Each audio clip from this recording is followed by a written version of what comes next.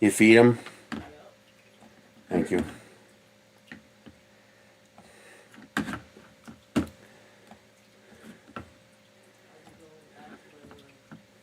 All right.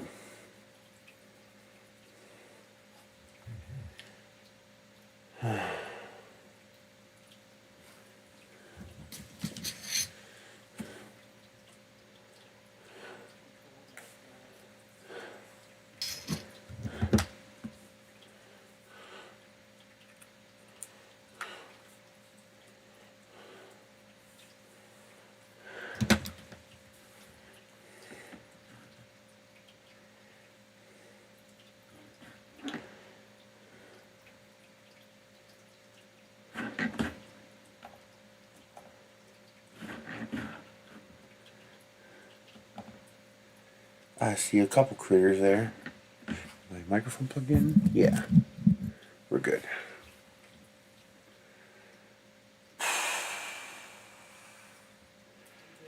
Hey, Joe. I'm doing okay.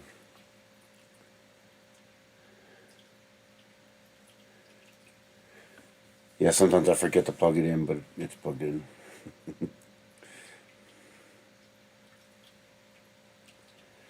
Hey, Francis. How are you doing?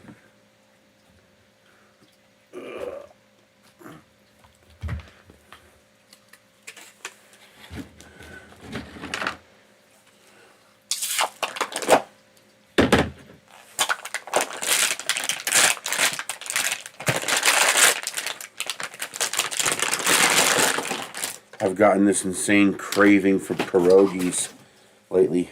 For some reason, you just can't buy them. They're only available in like little super expensive like 4-packs. You know, like, and I was like, I'm not paying that for pierogies. So I found out they're pretty easy to make. So I'm gonna print out some pierogi making tools in Candy Blast because pierogies are like candy. I know. That's why I'm so used to being able to get pierogies anytime I want. Sadly, our uncle Victor, who used to make such delicious pierogies, I'm drooling. And then he would have scraps. So all the leftover cuttings from the pierogies, he'd cook them up into like a scrap goop. Oh, that was so good too. But he's dead now. So I gotta see if what's his wife's name, Michelle? Fran. I gotta see if she knows how he made the pierogies. Because they, you know, he had his own little twist on them, and they were very good. And I was like, I've been craving. When I first got here, I was able to buy pierogies from Walmart, and then you know, a big bag of them, and then they just stopped selling them. I don't know if they just can't get them in stock anymore, or if they just get bought the moment they come in. Let's find out.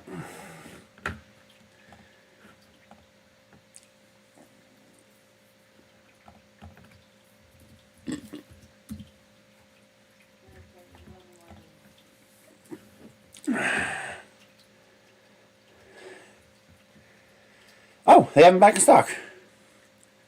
Well, it's a different kind, but that'll work. I don't care.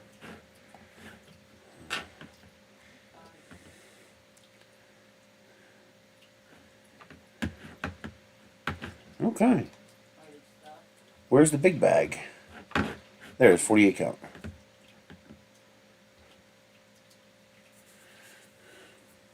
Even that's pretty expensive. But at least it's within the realm of feasible.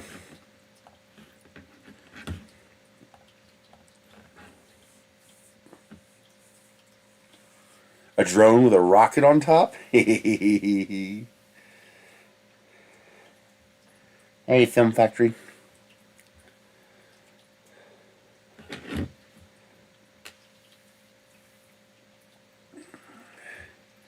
I've had to pause work on the shed for now. I'm still designing parts, but I'm out of PETG. I've gone through the crate and I can't find any more rolls of PETG. I do have a second crate full of filament. I got to go through that one. I got to get the stairs out and go into the bus from behind because I can't get past the first crate to get to the second crate. So I got to go in through the back of the bus to get to the second crate and start trying to, because all I have left is my atomic filament PETG rolls, and I don't want to use these really nice rolls of colors on a shed wall. I just don't want to do that.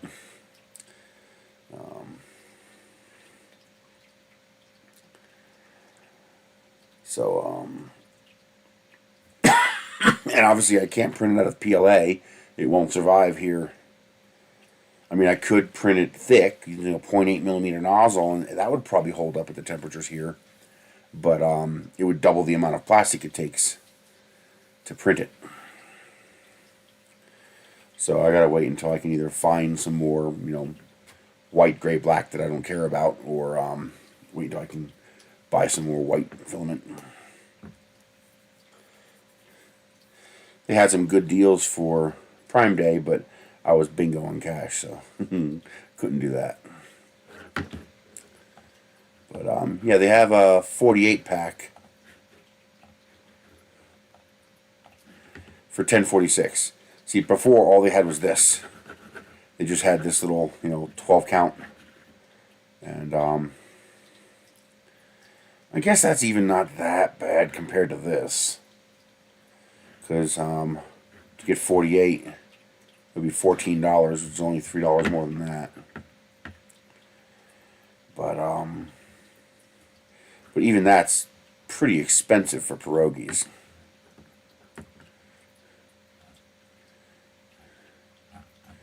At least I can get them. But I'm going to try to make my own, because they're not that hard to make. And I got a bunch of different recipes to try out.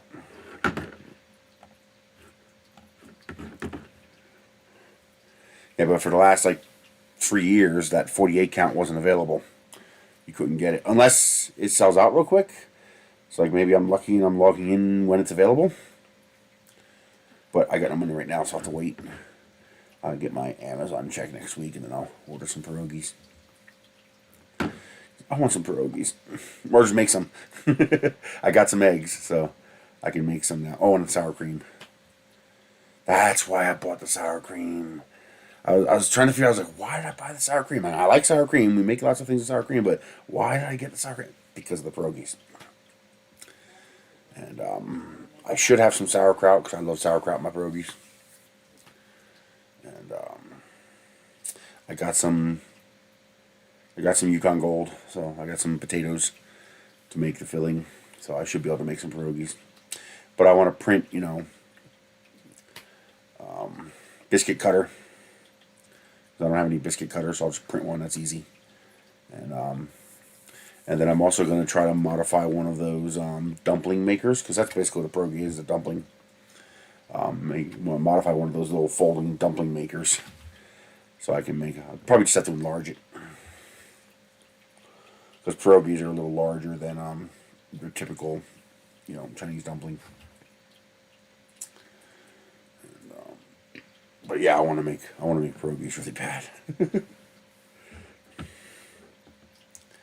I also got the idea to try selling stuffed waffles locally. I figure that's something that's valuable enough that'd be worth selling, and I've got a couple of stuffed waffle makers, so I'm going to try that. And I want to make strawberry stuffed waffles really bad. I like strawberries. Strawberries are good.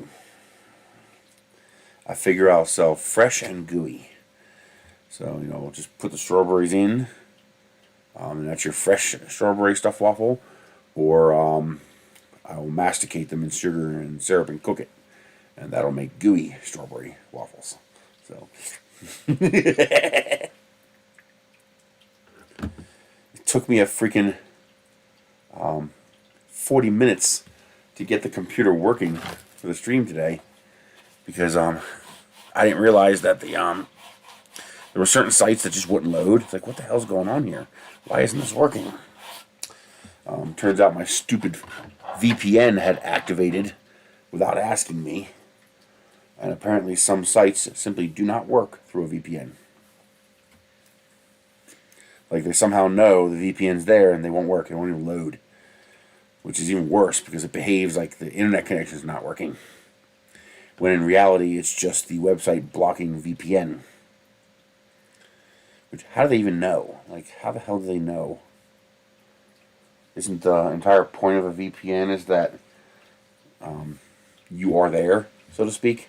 So, well, I guess if the, well, see, the one was a website, you know, my Amazon affiliate page, and Amazon would not load. For some reason, Amazon would not load through the VPN. That's very weird. LastPass wouldn't work through the VPN. It wouldn't log in. And that was the weird thing. It kept saying, your password's wrong. No, the password wasn't wrong. The password server just wasn't accessible through the VPN. Because as soon as I disconnected the VPN, the same exact password somehow mysteriously worked.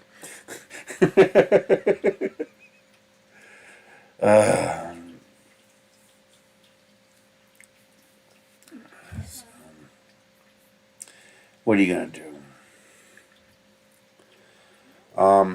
I got to go talk to the township to see if there used to be a garage out front of my house. And excuse me, do as you're told. Wanker.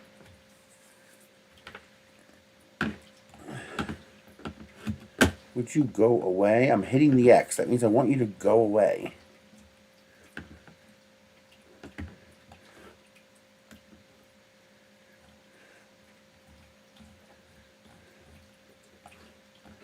I'm going to try to show you here.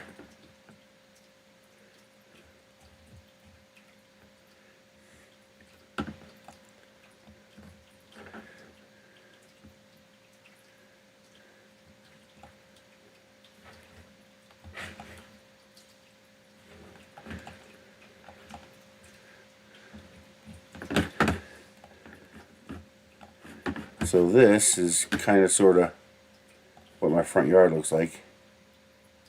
Hey, Mike. Seriously, why the fuck would you pop that up? Why would you do that? Why would you do that? You stupid ass goddamn fucking website. It's like there's no reason to invoke that menu. There was absolutely no reason for it to do that, and it didn't do it until after I switched the view. It's like, why the hell would you do that?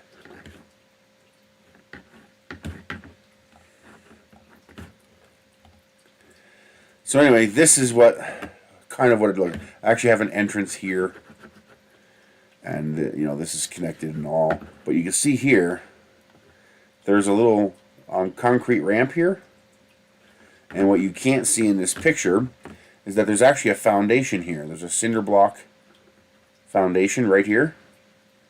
So they used to have like a little garage there, and I'm wondering, can I rebuild that garage without a permit? Since the structure is still there, does repairing the structure require a permit? Call it dumb. I don't care. I don't like asking permission. My front yard. I don't like asking permission. I should not have to ask permission to work on my own property. That just reinforces the concept that I don't own it. That the government owns it, which is why I have to ask them permission to work on it. That pisses me off. So, yeah, it looks like it was more of a freestanding kind of thing. I see what looks like a cinder block foundation. And then you have the apron ramp coming up into it.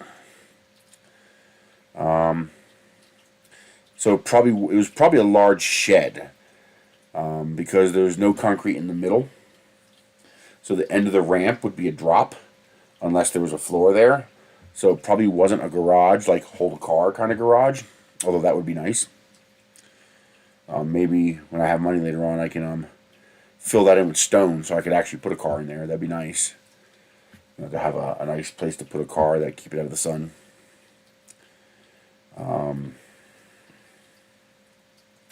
But I'm wondering if, and there's also power there. There's a 20 amp line that's run there. I couldn't figure out what that, there's okay, my house is a little weird. There's, I have 2 circuit breaker panels.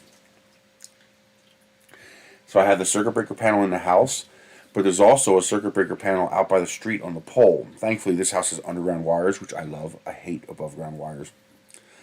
So the wires are above ground till they get to my property line, and then they go to the pole, and then it goes down underground to the house. Most houses have a wire going to the house, which I hate. But anyway, there's a second circuit panel on the pole, and that one has 2 breakers. It has the 100 amp breaker feeding the house, and it's got a 20 amp breaker. And I figured out that 20 amp breaker, there's an underground wire going to the where the shed used to be. And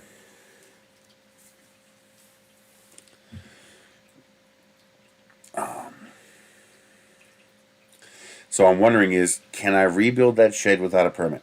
Since it's already there, since the perimeter, the foundation of the shed is still there, can I fix that without asking permission? So I'm going to have to go find out. But if I can, I still have to run some tests to see how feasible it is. It's not feasible. It's not practical, except to someone like me who has a ridiculous amount of plastic. I'm wondering, can I print cinder blocks just for shiggles? So that gives me the idea of let's look up Thingiverse and let's look up cinder block.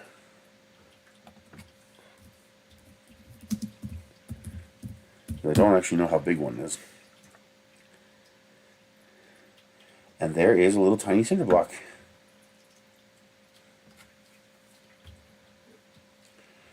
There it is, concrete block.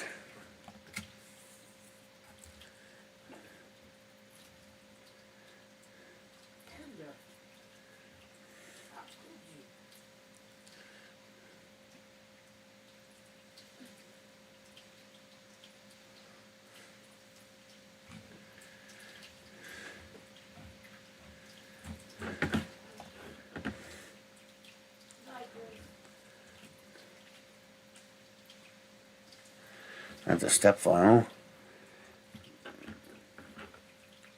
Okay, so now we have the cinder block. I had to stop working on it for now because I'm out of PETG. And for something made with a 0.4 millimeter nozzle, I have to use PETG or it'll just melt out here. We exceed 40 degrees Celsius in the summertime. Hey, red light, doing okay. I got lots of PETG, but it's all really nice colors, which I don't want to blow this beautiful $25 kilogram plastic on a shed. I want to use white, gray, black, and crap like that on the shed. But I am out of generic color PETG. I do have, I checked my crate in the bus. I have a big,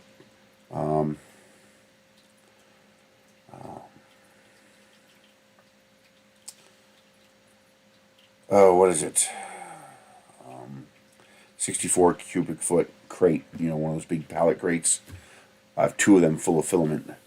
I checked the one, no more PETG. I couldn't find any. I found a couple, but they're nice rolls. They're nice colors like this, which I don't want to use for the shed. I do have another crate of filament, but I can't get to it from the front of the bus. I got to pull the stairs out and go in from the back of the bus. So I still have to check that to see if I have any other PETG. But I didn't buy a whole lot of PETG back then. It was the under $10 a kilogram filament was PLA almost exclusively. However, if I print a cinder block, that I can use PLA for, because I'll be using the Chiron with a 1.2 millimeter nozzle. It won't be vase mode. So, I could just go ham hog and use PLA for that. But I am curious, how much plastic would it take, and can I print a full-size cinder block? I don't know if I can. I don't know how big a block is.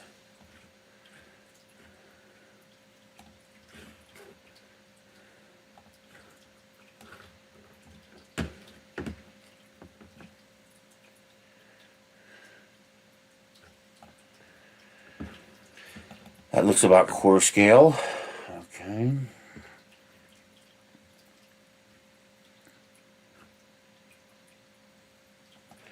So if we change that to 400%, alright, how big is it? It is, yes, 406 by 203 millimeters. So if I knock off 3 millimeters from each side, I can print a cinder block. Actually, I think I could print 405. But either way, I can knock that down to 400 millimeters, and I can print a full-size cinder block. Because it looks like it's 4 by 2 by 2.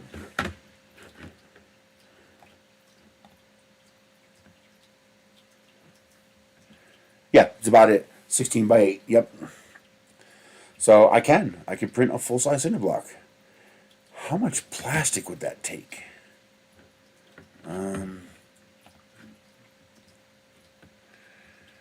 That's doing 0.2, so I would need 6 walls.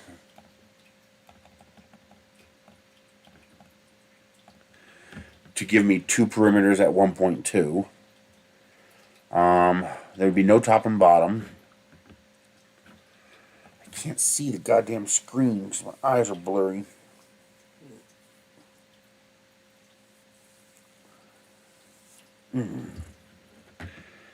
Let's do 10% fill. And we're going to do grid. Will it let me slice this? No, it won't. Just do it. Just don't argue with me. Just do it. Let's set the build size. Let's do 410 by 410, just because I don't feel like arguing with it.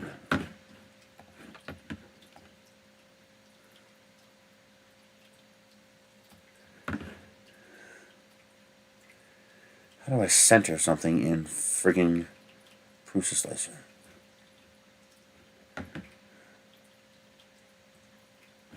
Doesn't matter, it's close enough.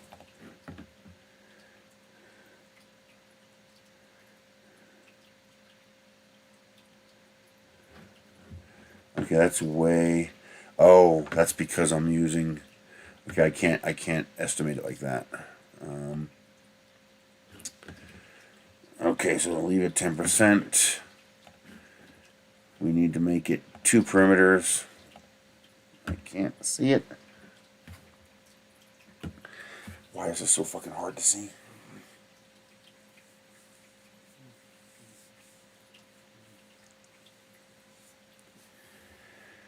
Two perimeters. Filament settings, I believe.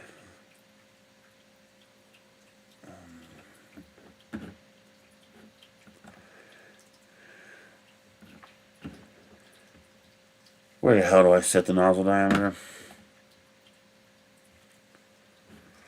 Well, we'd be using a 0.8 millimeter layer height for something like this because there's no overhangs.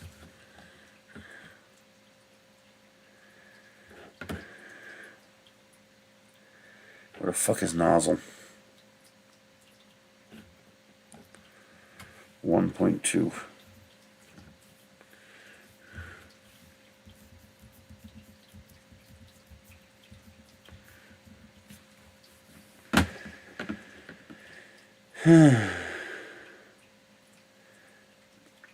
Where the hell do you set the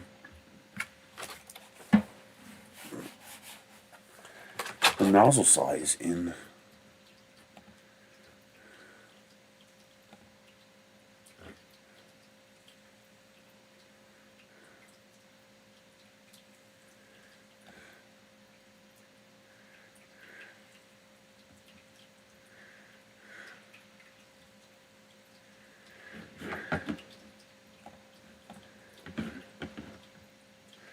Printer settings, extruder 1. Thank you, MakerMind. I do it on the Chiron. Extruder 1, nozzle diameter 1.2.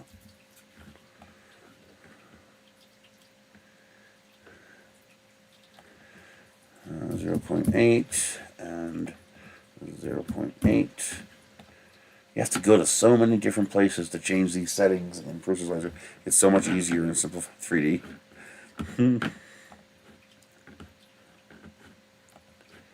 What the hell does invalid data mean? What does that even mean?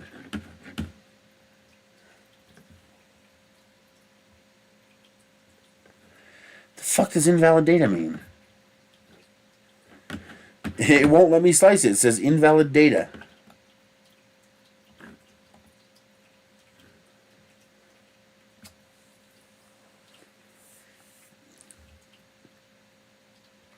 Yeah, but you won't let me change the fucking extrusion width. Are you fucking kidding me? Top infill extrusion width 0.4 millimeters, too low to be printable at a layer height of 0.8. But you won't let me change it. Unless there's something under infill I can change.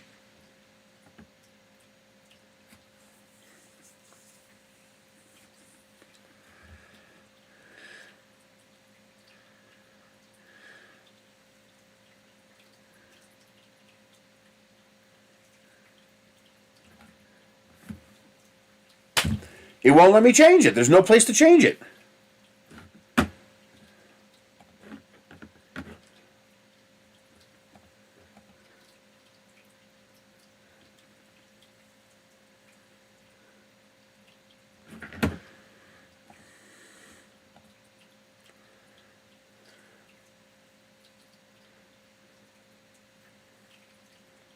Hey, MakerMind is pretty cool. I like that.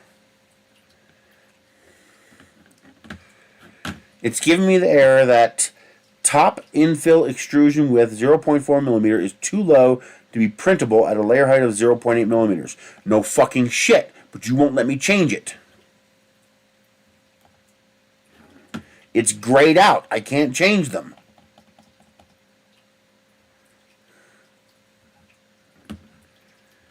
Why is this stuff grayed out?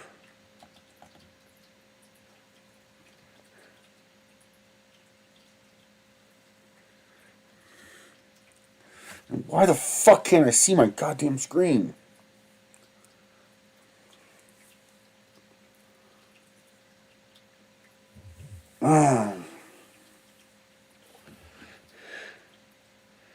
Top solid infill is set at 0.4 millimeters and I can't change it. I don't even have top layers enabled. Oh, here's a bottom layer. I can turn that off. But it says top infill width. Where the hell do I change top infill width?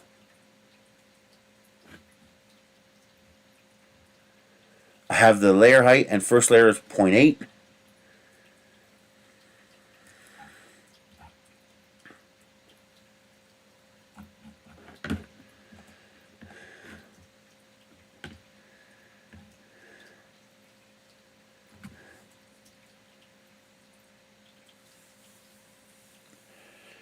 Oh, man.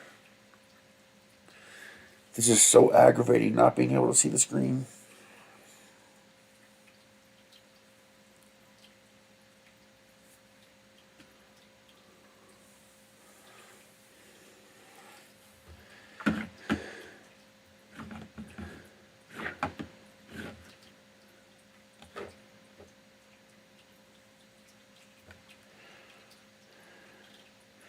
Do you guys know where to change top infill width? I'm getting this error.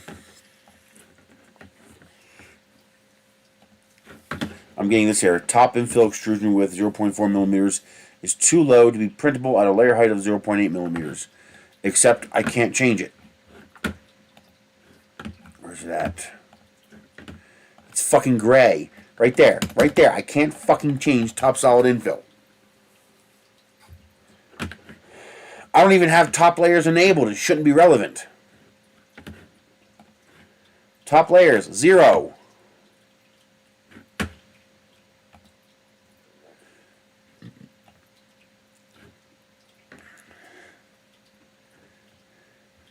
Now that was enabled because I changed it, and now it's not enabled. Why is it suddenly not enabled? Why can't I change these values?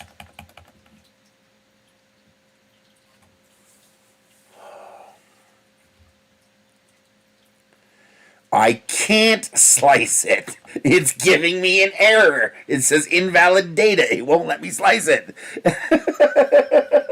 See? Invalid data. I click it. I'm clicking it. I'm clicking it. It won't let me slice it.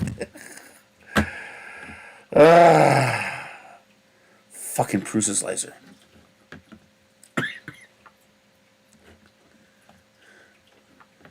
Nozzle diameter 1.2. Layer height min and max 0.8.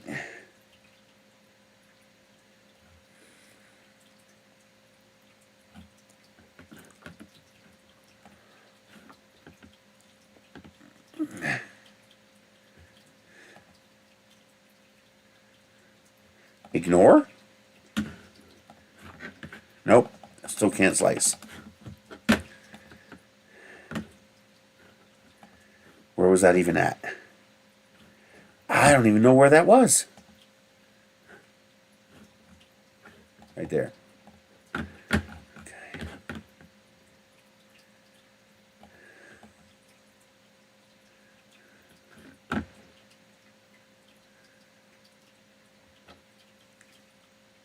Oh.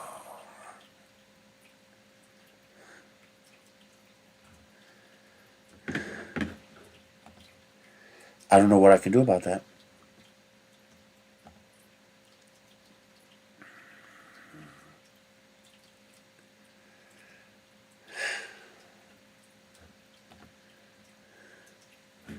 I need to change this, and it will not let me change it. And it will not tell me how to change it. How do I fucking unlock it?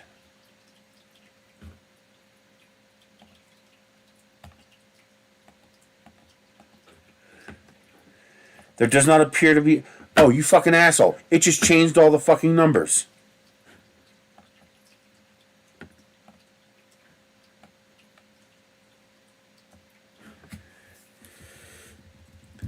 And I can't undo it. Which means now I can't change this one either. Oh, Jesus fucking Christ.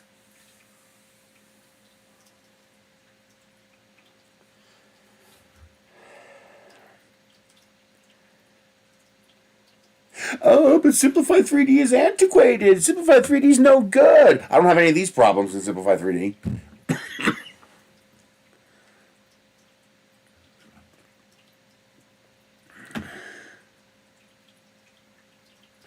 How the fuck do I change these numbers? Did it change all the numbers?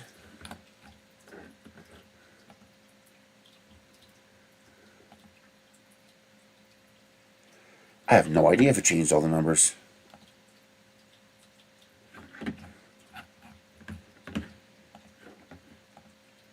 No, that's still 1.2.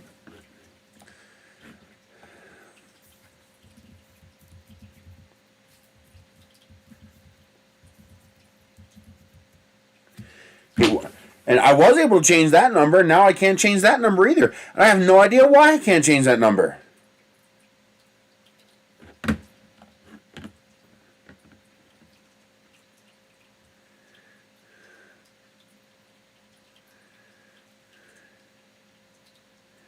Why can't I change the pattern? Because I probably have to pick one of these. I don't want ironing. That's fine. So why can't I change these numbers? Why can't I change the layer height or the extrusion width for the infill?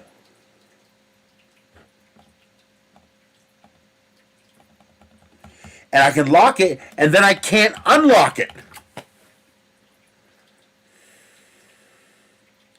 I hate Prusa Slicer.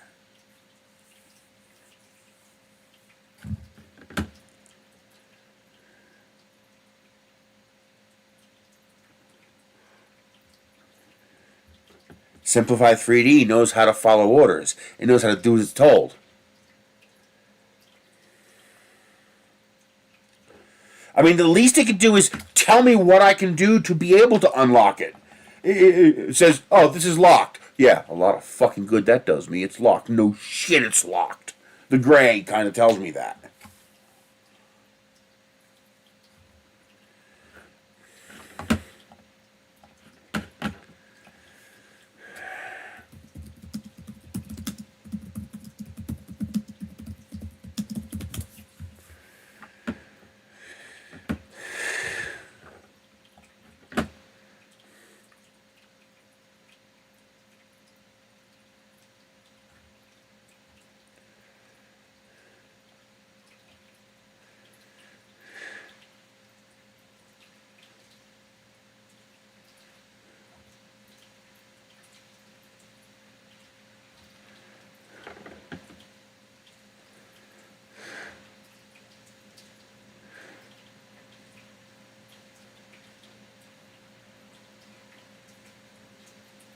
Oh, okay. This is how asinine the Prusa slicer is. I want you guys to read that.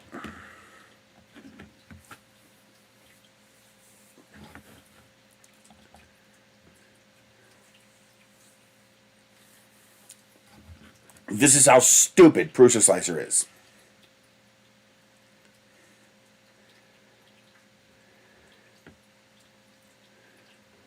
There must be greater than 0 top layers to edit top layer width. Okay, that actually makes sense. Except I have top layers disabled. So why the hell is it giving me a top layer error? There is no fucking top layer. So in order to get rid of this error, I have to enable top and bottom layers.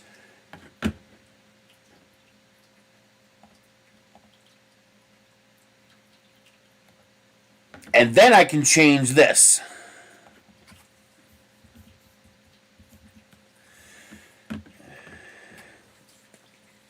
And because that will probably throw an error as well, I have to enable support.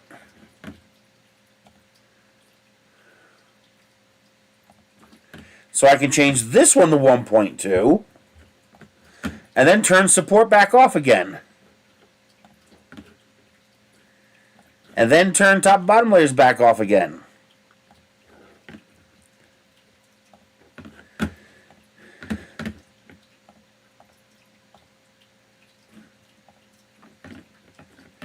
And my bed volume size got changed again. Nope, it's just moved. Where it somehow moved all on its own, by the way. Now I can slice it with a dumbass piece of shit software.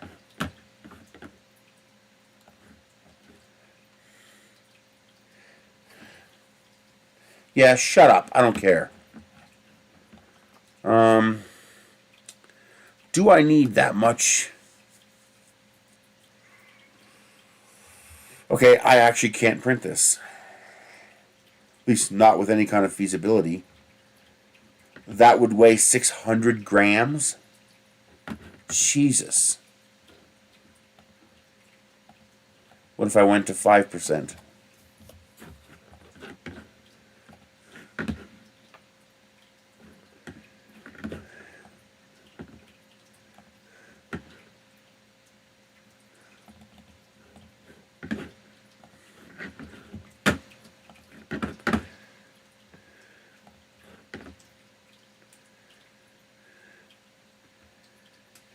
It's still 600 grams, no change.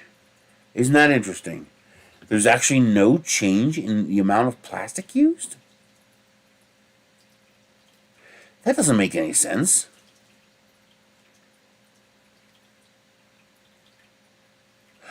Two days to print that. That should not take that long. There's no way that makes no change.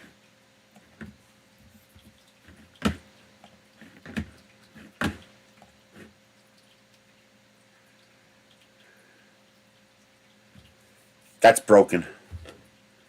There's no way that it's the exact same filament. Wait a minute.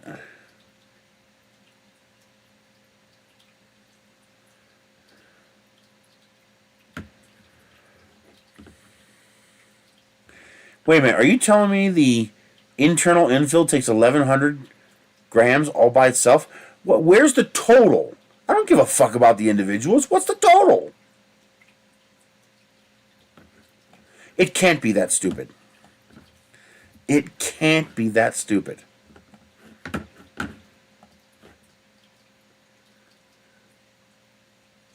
It is that stupid.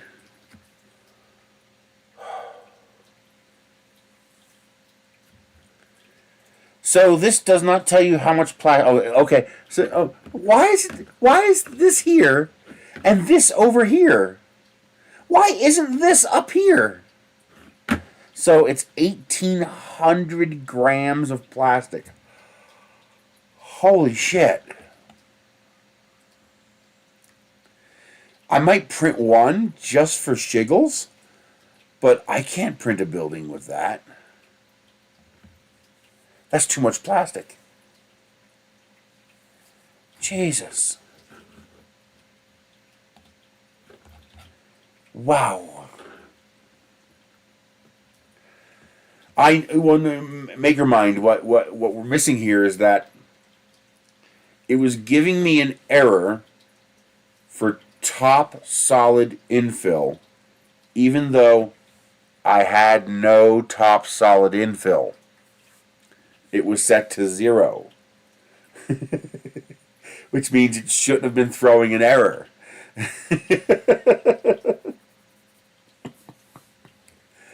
1.8 kilograms of plastic is way too much. That is not practical by any definition. I can't print that. But that was the confusing part. It was two stupid changes. First, because I disabled top solid infill by disabling top layers, it grayed out the option to change the top solid infill width. But the top solid infill width, even though it was 0, because there's 0 top solid layers, was invoking a slicer error that was non-recoverable, meaning I could not get past that point. Even if that does cause an error, the error should have been disabled by the fact that top layers were disabled. So top layer settings don't matter since there's no top solid layers. So I had to enable something I don't need, top solid layers, in order to ungray top solid layer width so that I could change that to something that won't error, and then go back and disable top solid layers again.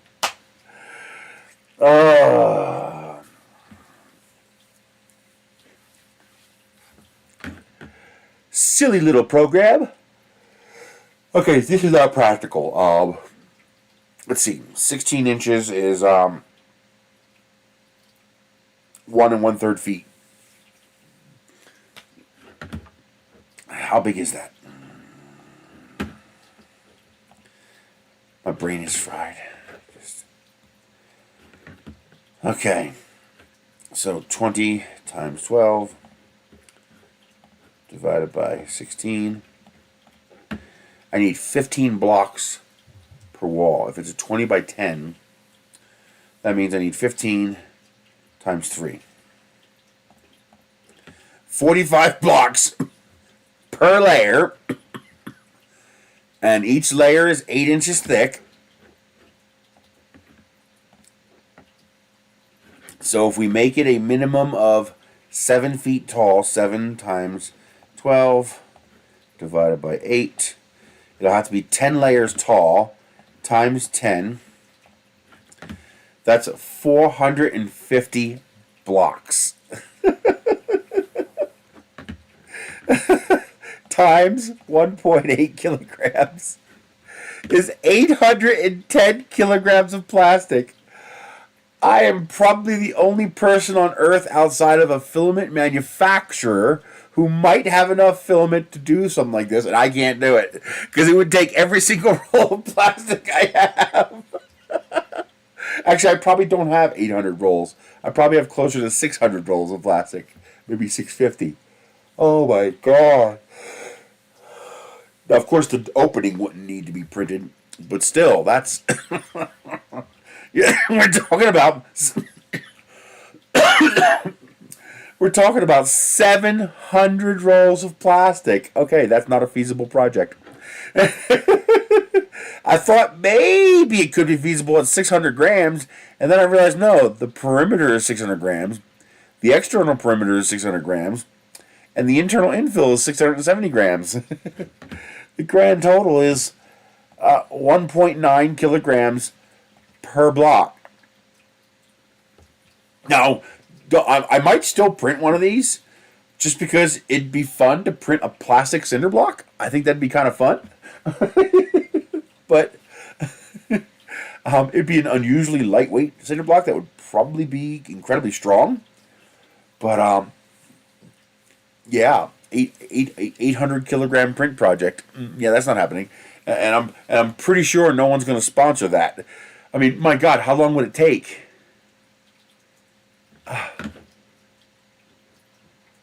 Let's make sure I'm not crazy here. Did I do that math right? You know, Microsoft has gotten so bad that it actually takes time for calculator to load. That's how bad Microsoft's gotten. That calculator takes a couple seconds to load. Okay. How about something more modest? How about a 10 by 10 shed?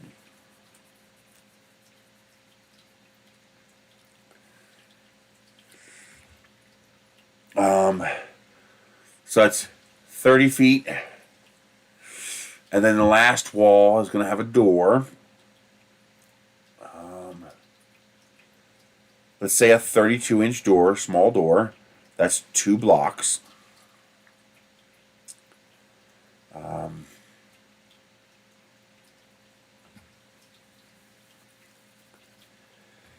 So just subtract 2 blocks. Okay.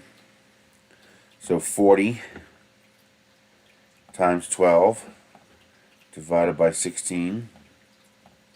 It's 30 blocks. So that means I need 28 blocks. The top layer, or the top 2 layers, oh no, just make the door go all the way up.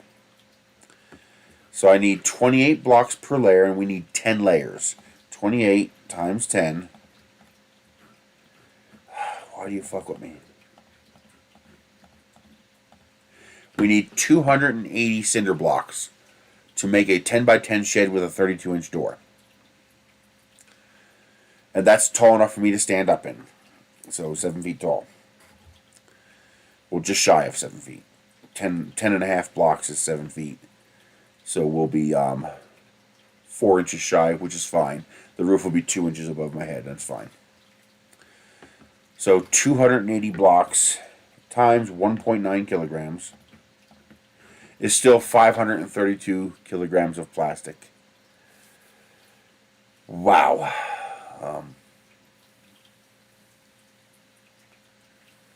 That's a lot of plastic.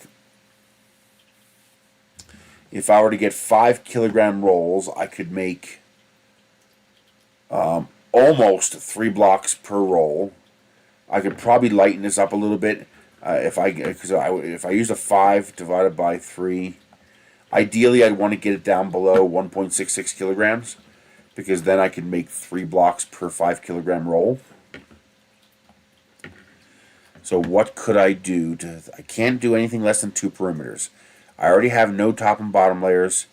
The only thing I can adjust is infill, and 5% is pretty borderline right there. I mean, that's a pretty good amount. Although these tend to overestimate how much plastic they'll require.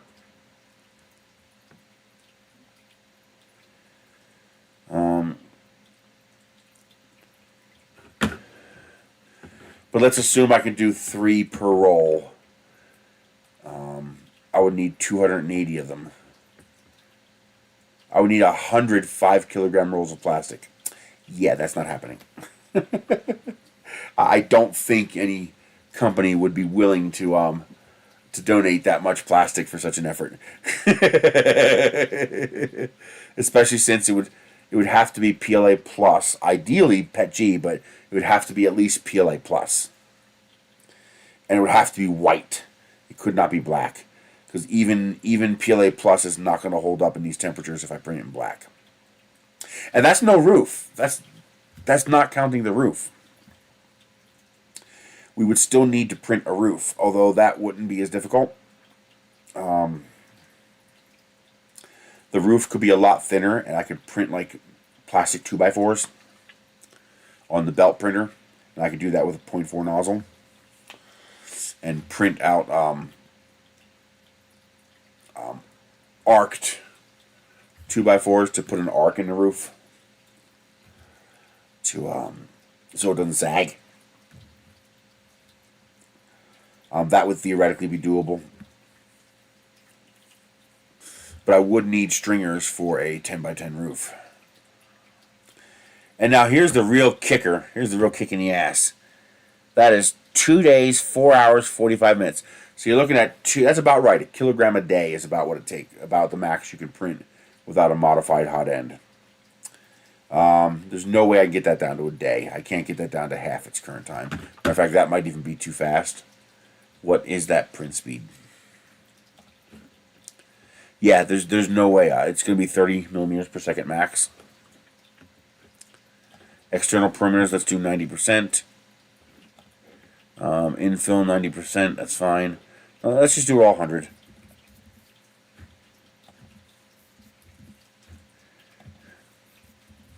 And I'm probably going to max out at 25 millimeters per second. Printing a 0.8 millimeter thick layer. I might be able to get away with a 1 millimeter thick layer, since everything is absolutely vertical. The question is, can I melt that much plastic? That's a lot of plastic to melt.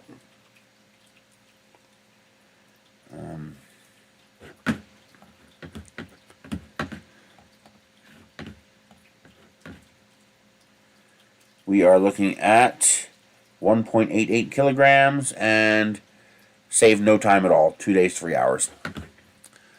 Which means there's no reason to push the extreme that high. I know I can print a 0.8 millimeter layer. A 1 millimeter layer might be volumetrically too much for the printer. Since it saves less than an hour, there's no point. Stick with 0.8, 2 days, 4 hours. It saves 1 hour.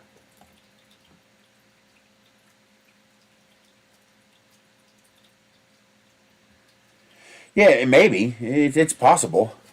But now here's the real problem, is that can that machine last that many hours? Because you're looking at 280 blocks, which means you're looking at a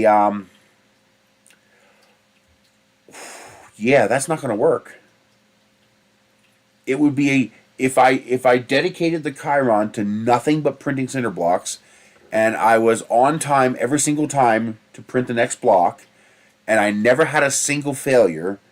You're looking at 280 and 280 is 16 and 40. 560 days to print this. Wow! And that's just for a 10 by 10. Holy shit! Wow!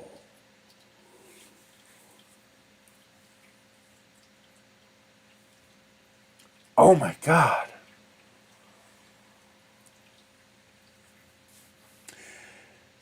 Well, there is one thing I can change to speed this up. I mean, I'd have to test it for stability. But, yeah, but a 4x4, I can just use this. I don't need cinder blocks to print a 4x4. Does it have to be 8 inches? I could just make them 4-inch thick walls like a normal wall.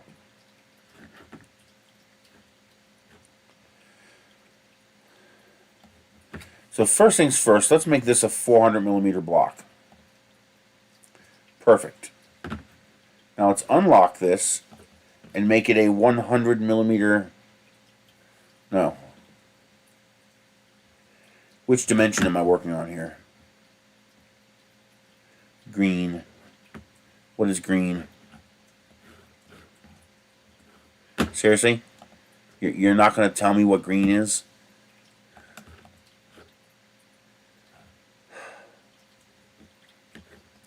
I'm just going to have to guess.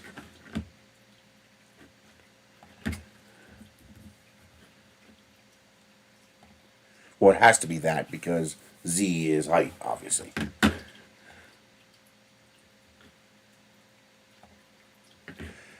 How about a 4-inch thick block?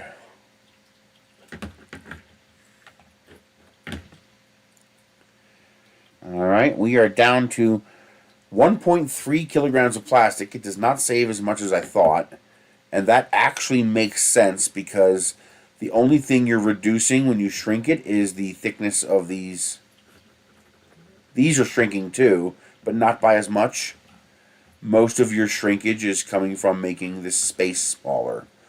But that does bring it down to 1.3 kilograms per block. I mean, the ideal size would be 1 kilogram. This way I can use a kilogram roll per piece. But that does bring it down to 1.3, and it does bring it down to 1 day, 12 hours. So we're talking 36 hours per print. The number of blocks doesn't change. So 280 times 36 is 10,080 hours divided by 24. 420 days. It's still more than a year to print it. 420 is kind of a nice number. 280 times 1.3 kilograms and 364 kilograms of plastic. Now, the only problem with printing a 4-inch block is that the wall won't be as stable. But I guess, do you need an 8-inch thick wall in a 10 by 10 shed? A 10 by 20 garage, yes, I would want an 8-inch thick wall. But I think a 10 by 10 shed, a 4-inch wall would be good enough. But that's still 85 kilogram rolls of plastic, assuming no failures whatsoever. 5 divided by 1.3. And that almost gets me 4 per roll. So if I can shrink that down a little bit more, might even be worth making the cinder block a little shorter. Although the reality is I should be making the cinder block taller. There's no reason not to. I'm printing these. I have to go back to the printer fewer times if I just make the cinder block 400 millimeters tall.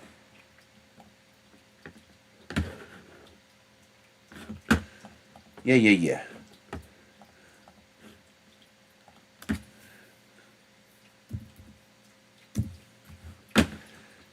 Just shut up. Do as you're told. Yeah, there's absolutely no reason not to make a 400 millimeter tall block. It'll reduce the total number of blocks, and the whole entire structure will be stronger.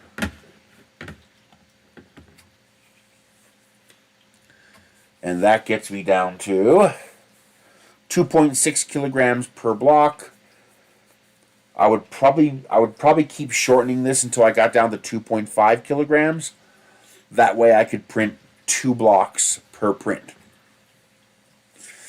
Matter of fact, definitely would do that. So let's go 350.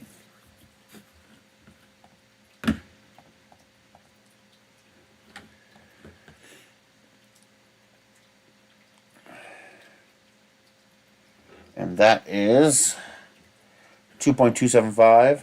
So I could probably go 360.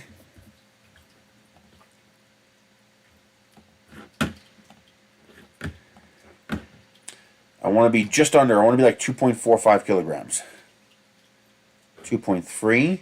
Let's go 375.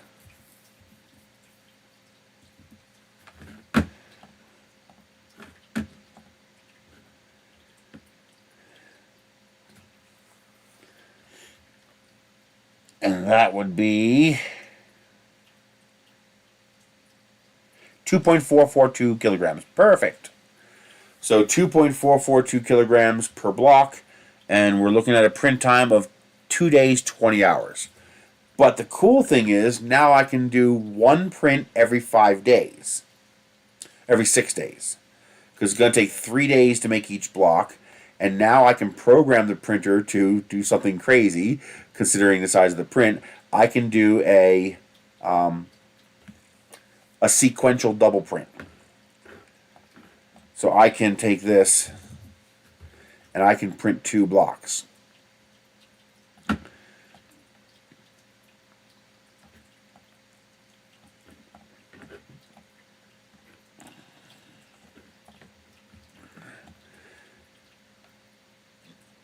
So it can print block 1 and then print block 2. And if I was a real mass, no, because I have to have no, I can't do it in vase mode. There probably is a way I could do it in vase mode, and still have a double outside wall. I could just, you know how I have my inside wall, my outside wall in vase mode. I can just reduce the size of that until it's basically 2 perimeters. That is feasible. It would take a lot of work, but would it save enough time to be worth it? The advantage of doing it vase mode is there'd be no retractions.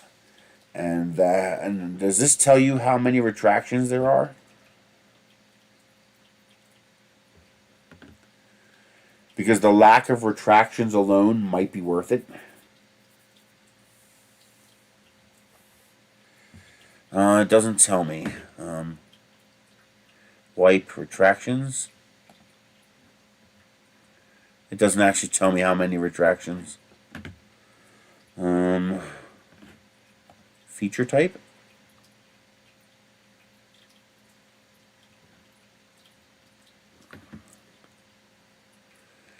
Doesn't tell me. But anyway, there's 4.8 kilograms of plastic, and there's 5 days, 16 hours. Now, the nice thing about that is I can dedicate that machine to it, and then I would just, let it go. I would let it run for, 6 days, and when I came back, there'd be 2 cinder blocks waiting for me. I have about 160 printers, but I can only run maybe 12 at a time.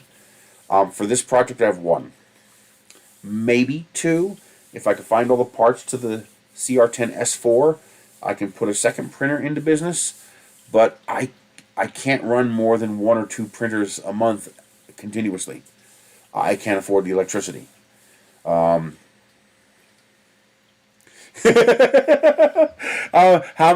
many of my viewers have printers with 1mm nozzles and a 400mm bed volume? Probably not too many. Now that'd be pretty cool. And you can use my embossing video to put an embossment on the side. I could also maybe, if I can get a filament sponsor, I could maybe make this a fundraising kind of thing, where people could donate money, and I would put their logo on the side of this big giant brick. So their channel name or just their name, or whatever can be embossed, something simple that can be embossed on the side, because that would not be that difficult to do. Especially with 6 days between prints, I would only have to make 2 per week to be able to keep up with the prints, or 4 per week if I dedicated 2 printers to it. But I have to be careful. 2 400mm printers would cost $40 a month in electricity to run. Well, I'm already doing that. One of the problems is that I have right now is that I spent $5,000 to buy a beautiful Mirage triple head heat pump system for the house, and it stopped working, and I can't get a hold of the person who installed it. So I have no warranty, and I do not have the money to pay somebody to come out and repair it. I mean, if I had to go buy toilet paper today, I couldn't do it. I don't have enough money to buy toilet paper. So thankfully, I have about a year's worth of toilet paper already. But I don't have the money to pay somebody to fix the HVAC system. So all I have is my original heat pump, which is not only 12,000 BTUs, but it actually takes more money to run that unit than it does to run the 27,000 BTU unit. The original unit only has a 14 SEER rating, while the Mirage has a 22 SEER rating. I think it's a 22 SEER rating. So it actually takes less electricity to heat and cool this house than the 12,000 BTU unit. But it's dead now, and I can't afford to fix it. I think there's a leak. I'm in the middle of New Mexico. The guy doesn't have an internet presence. So putting him on blast literally would do nothing. He would never even notice. Putting people on social media blast only works when they're a large company, and only if they're not too large a company. putting Nissan on blast for screwing me over on my car is not going to help because they just don't care.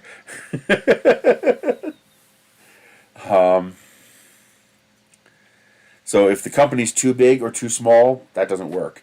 That social media thing only works when the company's in the middle, or when a social media presence is important to them. So if they're making inroads to social media and that image is important to them, then that can help. But some fly-by-night, handyman who, he might be, incommunicado because he's out of business. So it might not even be anything malicious. He might just be out of business and not doing this anymore. But either which way, that means I have a $5,000 paperweight sitting on my walls and I can't use it until I can. It probably just needs someone to come out and find the leak, fix the leak, and then refill it with Freon. I can't afford that. It's probably several $100s to pay someone to do that. Because I don't think the system itself has failed. I think it's out of Freon. I think there's a leak. So the biggest problem I'm going to have this winter is staying warm. Unlike last winter, I cannot afford to turn on electric heaters. I just can't. Each of these electric heaters I have right here is $160 in electricity per month. $158.72. If I turn on that heater for 1 month, that is how much it will add to my electric bill. I don't have it. I can afford to run the heat pump, but it's only a 12,000 BTU heater. So it's not going to provide enough heat to heat this house. It's a 1,500 square foot house, and I don't have a pellet stove anymore. I got rid of the pellet stove because it died, and the manufacturer was dicking with me for the warranty. But I ended up selling that because the insurance company said that my insurance would go up $500 a year if I had a wood stove. So I sold the wood stove and bought the heat pump. And now the heat pump died. Oh, man. First world problems, huh? And what's funny is I lost my house insurance because I couldn't afford it. They raised the price so much, I just couldn't afford it. I can't sell 3D printers. It doesn't work. You can't sell 3D printers. Go away, virus protection. I don't ever want to see... And of course, I can't turn off notifications. I have them all turned off. Stop bothering me.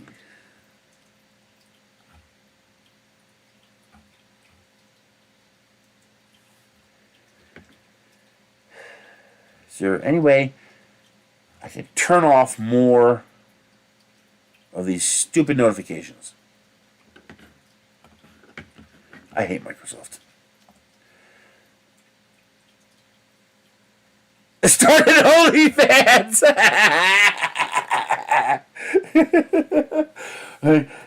You want to see me kiss this printer tonight?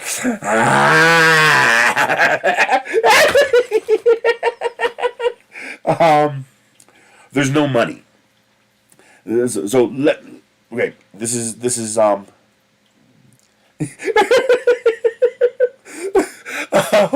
so let me explain how this works. Let's say I have a 3D printer. Okay, the most common 3D printer is going to be an Ender 3 sized 3D printer. Okay, so you're looking at Ender 3 is the competition. I have probably 10 that are actually worth something. Think like the Anycubic Cobra or the Viper. Okay, the longer LK4. So probably 5.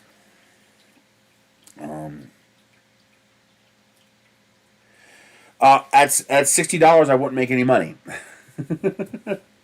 Yeah, the amount of time I would have to put into selling them at $60, and keep in mind, $60 would be a hard sell.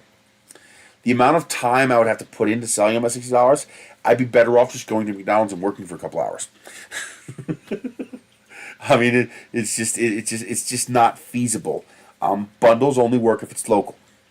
Selling 3D printers only works if you're selling local.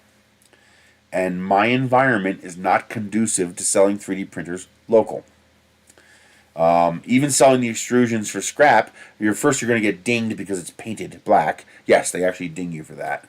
But yeah, it's not much. It's like 20 cents a pound. 25 cents a pound for extruded. Good afternoon, 3D Medic.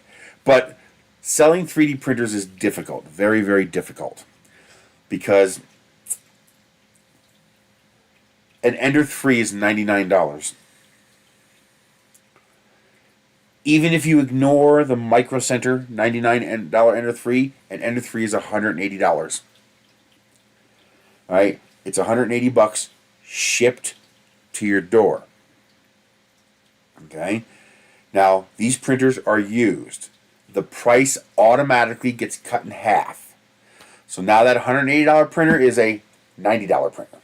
Okay, so now I have a i3 sized printer, and I can sell it for a maximum of $90. Now it has to be shipped. But that shipping has to be part of the $90 price. Because if I charge them the $50, $60, it's going to cost about $60 to ship an Ender 3 size printer. And that's if I disassemble it. Okay?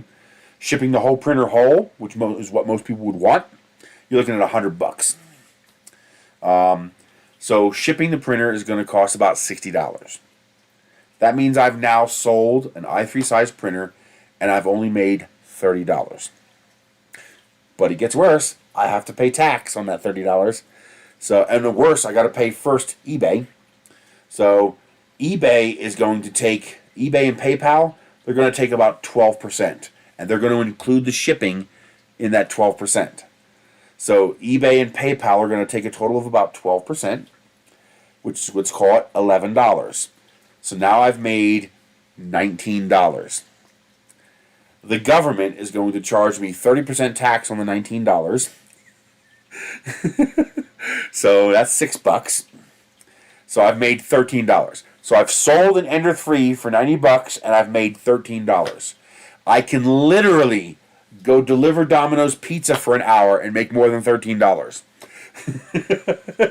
I could work at McDonald's for $13 an hour and make that in 1 hour. It's not worth it. It's just not worth it. But the price goes up though as you add more to the shipping. So the only way selling a printer works is if you have an unusually valuable printer, and of course I don't have unusually valuable printers. The only unusually valuable printer I have would be the one large-scale resin printer I have and my CR30 belt printer. And those are two printers that I want to keep. I will get more value out of the CR30 than I'll ever get selling it. So the only practical way to sell printers, even at a cut rate price of $100 a printer, is locally. And the problem is there's no market here for it. Now, in the future, it might be possible for me to sell some printers. I got to get my head out of my ass and start actually getting them ready. But probably not for this year, but maybe for 2025 I could do this. When I go to Rocky Mountain Maker Fair, I might be able to Rocky Mountain Rep Festival.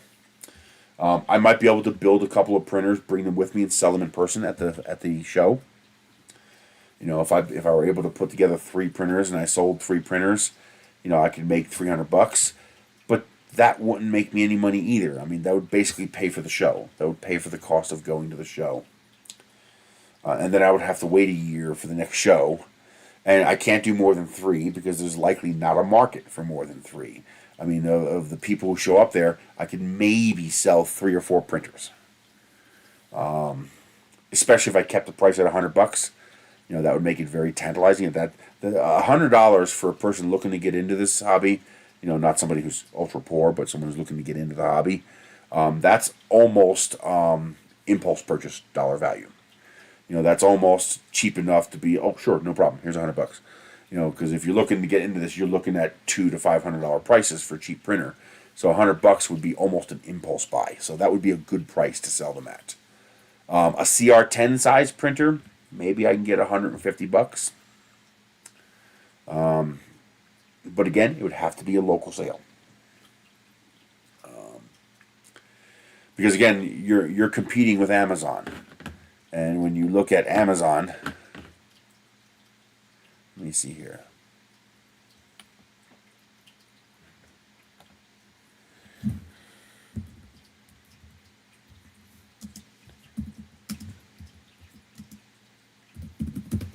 Why did you put 3? Why did you do that? Let's see. Oh yeah, we're screwed. So yeah, I can sell it for $80 because as you can see, right here on Amazon is a brand new Ender 3 for $160. That's my competition.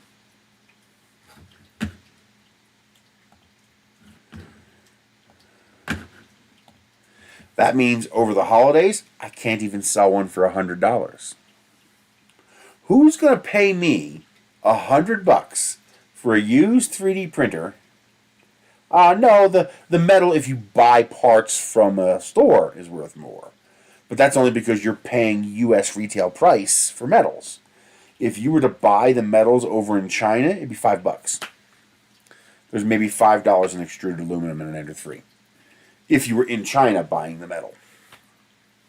Maybe $10. The economies of scale between China and the U.S. are staggering. It really, China is such a fundamentally different economy of scale compared to the U.S. It really is like you sitting in a starship with a matter replicator and saying, I want to crush any business down there. I mean, think about it. If you had Star Trek replicators and a fusion-powered starship that could self-repair, I want to get into the hot dog industry today. Let's make the best, most juiciest Angus hot dogs available and sell them for 10 cents a piece. Nobody can touch you. Nobody can compete. That's China. The difference in economy of scale is staggering. So, how do you think a company like Creality could get so big so fast? The amount of profit they were making selling Ender 3s for $299, they were making over, I am estimating, I have no inside knowledge, I am estimating they were making over $200 profit per printer. And that's point to point. Yeah, they were making bank. Oh, God, were they making bank. Now, they weren't just taking it as profit. They were reinvesting it into the company. That's why they were able to grow so fast. That's why companies like Anycubic and Longer and Creality and stuff like these companies were able to get so large so fast. They were able to sell these printers at immense profit margins. Profit margins that Americans couldn't touch with a 10-foot stick. I mean, again, this is something that people don't really truly realize. I have these. I don't have one to show you. It's out in the kitchen. I have these giant glasses. Okay, it weighs a pound, holds 24 ounces. I get them at Dollar Tree. I used to get them for $1. Let's see. There's something even better. A cheap charger. A cheap little charger, not a PD charger, just a cheap little cell phone charger. Okay.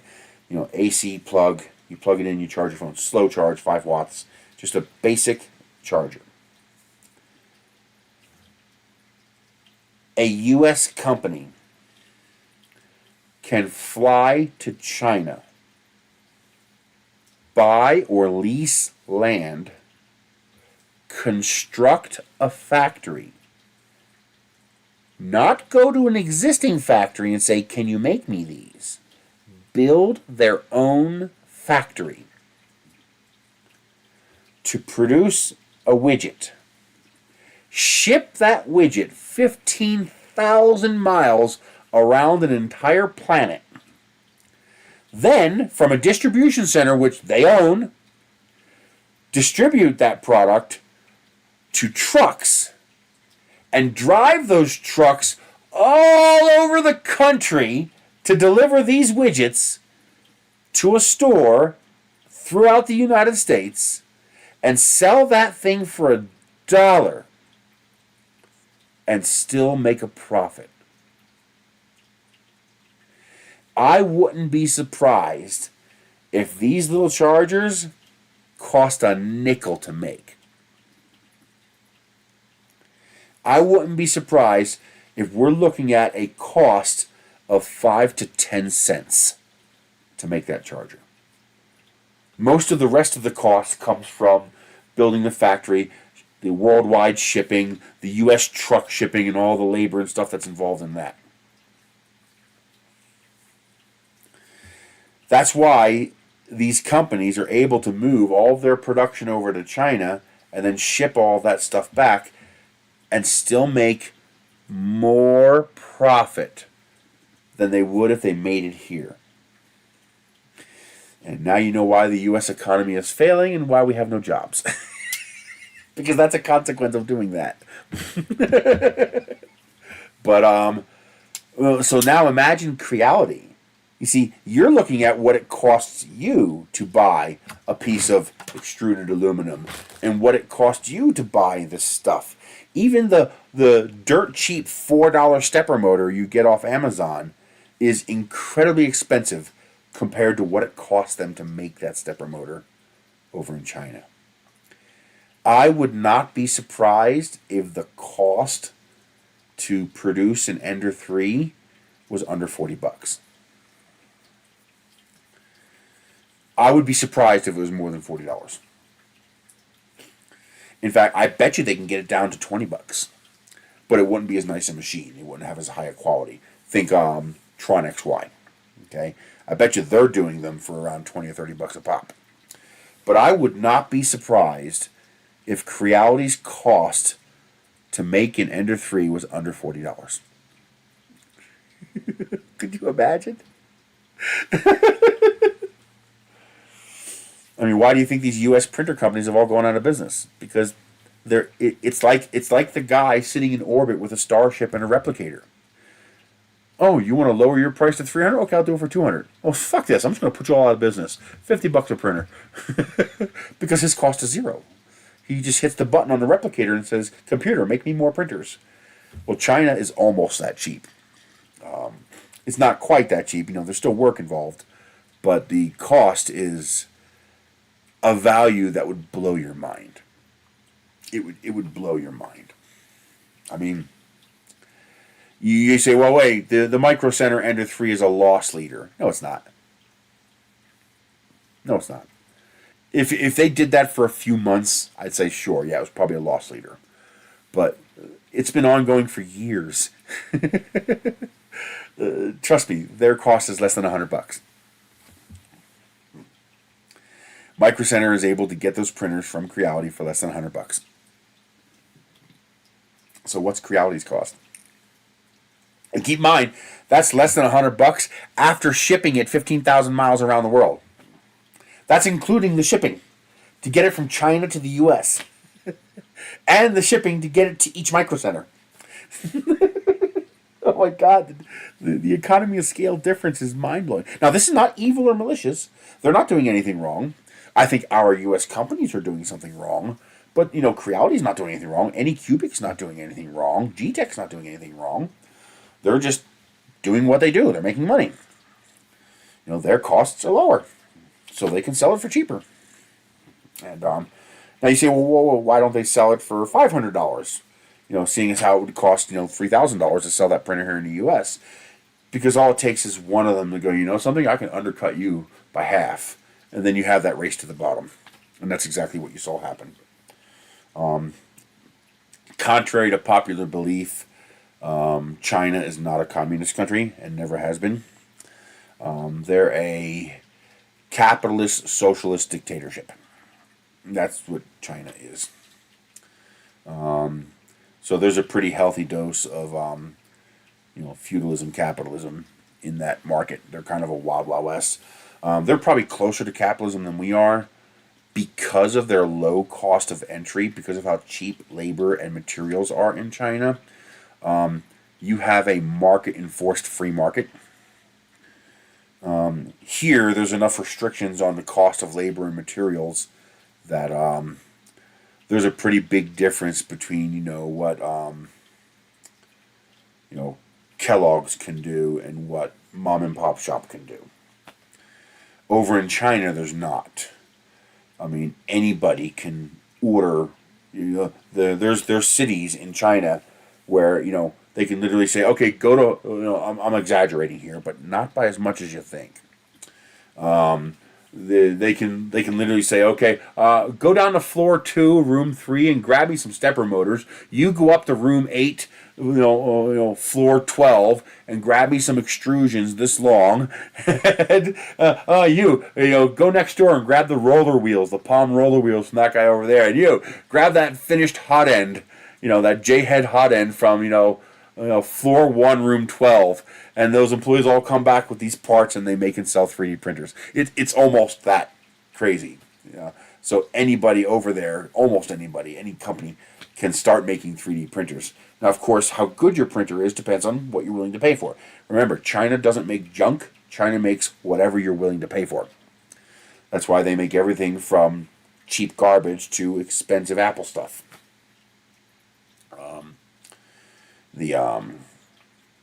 So anybody over there can literally just grab off-the-shelf equivalent components and throw together a 3D printer. That's Tron XY. They said, well, just get the cheapest. Get the off ones, the off cuttings, from the bad batch. That's why you end up with crunchy bearings when you buy a Tron XY, because they bought the absolute cheapest cast-offs that they can get to try to make cheap printers. And now the cool thing is, people were able to buy like a Tron XY X1. One guy just put a longer bed on it and made a sword printer out of it, because the printer was so cheap he could do that. But now that some of these better companies are well established, like Creality and Anycubic and whatnot, we are seeing the quality of their products go up while the price continues to come down. And you can now buy a King Rune or a Anycubic or a Creality printer for under $200. It's ridiculous. I mean, you saw it right there, $159 for an Ender 3, and that's not even an old Ender 3. That's Ender 3 Neo, so that's their newest one with auto leveling and it says full metal Bowden extruder. Really? It's probably not a full metal hot end. Looks like a nice hot end. Is that their new Sprite? Oh, it's got the metal feeder unit. They misspelled metal. They called it mental. It's funny as hell. I love that. I love Chinese people. Look, mental Bowden extruder. It's supposed to say metal. That's a Freudian slip, as they call it. Oh my god. So now keep in mind, this is not a base Ender 3. This is their new Ender 3 Neo with auto bed leveling, metal feeder unit, quiet mainboard. I mean, so this is all their advanced stuff. This is all their newest shit. It's got their version of a BL Touch. So this is actually a handsomely upgraded Ender 3 compared to what we would buy just a few years ago. And by the way, this is the $99 printer you get from Micro Center. I believe the Ender 3 Neo is what they're selling for $99 now. It's actually kind of sad because I would actually prefer the original Ender 3. Because I want the I like the simplicity of the original Ender 3. There's just so little to go wrong with it. All your baser belong to us. Yep, that's basically what it is. It's actually creating problems in our future. Like, probably not our lifetime, but our kids are going to have a pretty serious problem with this. As China takes all the manufacturing from the U.S., which they've done, because we've gone there. Not because China has taken it. China's done nothing. It's us, our corporate America here, going there to take advantage of the profit difference at the cost of us. Eventually what's going to happen is this influx of hundreds of billions, even trillions of dollars every year into China is lifting China's economic status. And as you lift China economically, their people begin to demand the same things we demand. Now their citizens, they want, Apple iPhones and Nikes and Xboxes and stuff like that. And so what's going to happen is the same thing that happened here is going to happen there. Quality of life is going to go up, cost of living is going to go up, and therefore wages will also have to go up to match that, and pretty soon Americans will no longer be able to afford to buy Chinese goods. That's why you're already seeing manufacturing moving to countries like India and Vietnam and Malaysia and stuff like that. They're trying to move their manufacturing to other low economic status countries to keep their costs low and their profit margins high. But eventually we're going to run out of countries to take advantage of. And when that happens, I don't want to be around for that. Because that's going to be bad. You're either going to see the decline and destruction of the United States, or you're going to see World War III as the United States lashes out and tries to prevent its own destruction. Either one of those is not a state I want to live through. That's going to be bad. That's gonna and seeing as how we have 800 military bases, and we spend more money on our military than the next 28 countries combined, 27 of which are allies, World War III is probably what would happen. It would be bad, and we'd be the bad guys this time. We'd be the Fourth Reich. What's that saying? Grid armor fix.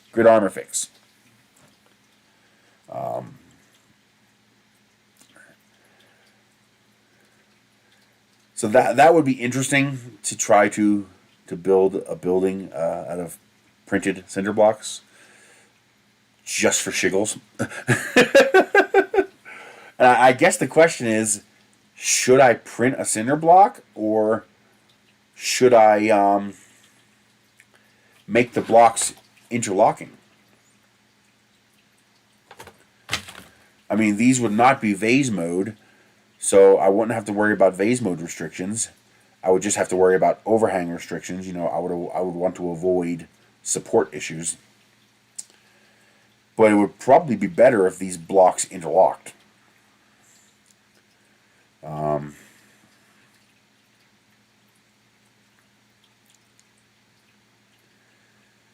And it shouldn't be that hard to make them so they interlock. I could just have, a little stem stick up here, so that when the top block sat on top of the bottom block, it couldn't move, and then have a simple. I could use this. When you're printing a 4-inch thick block, you can have a 2-inch one of those on there, and that'll give you a nice, firm, solid interlock.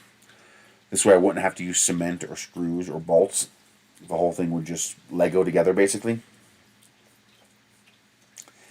So I'm going to print a cinder block just because I think it'd be cool to have a plastic cinder block sitting around.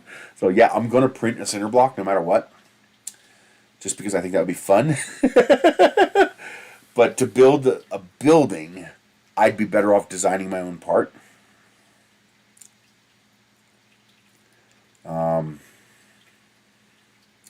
So I wouldn't need the holes in the middle either. But the holes in the middle do add to structural integrity, because having the inside wall and the outside wall and then infill connecting it does make it stronger. The question is that strength worth the time? Are we talking excess strength or necessary strength? No, that defeats the point. I might as well just make a cement wall. The whole challenge, the whole fun, is that whole thing's 3D printed. There's no glue, there's no cement, there's no concrete, there's no plaster, there's no bolts, there's no paint or sheetrock, nothing. It's all plastic. It's all printed. You didn't have to add anything to it. You took blocks like this and went click, and now you have a wall. Okay, that's the whole point. I mean, there's no point otherwise. Anybody can make a wall out of any material and fill it with concrete. There's no challenge. There's no pizzazz. There's no excitement to doing that. Now the whole challenge is going to be to do it with just 3D printing. It's going to take me a while to design the block, but I only have to do it once. Once I do it once, then just print. You know, just keep printing the blocks. Well, print, wait 6 days, then hit print and wait 6 days.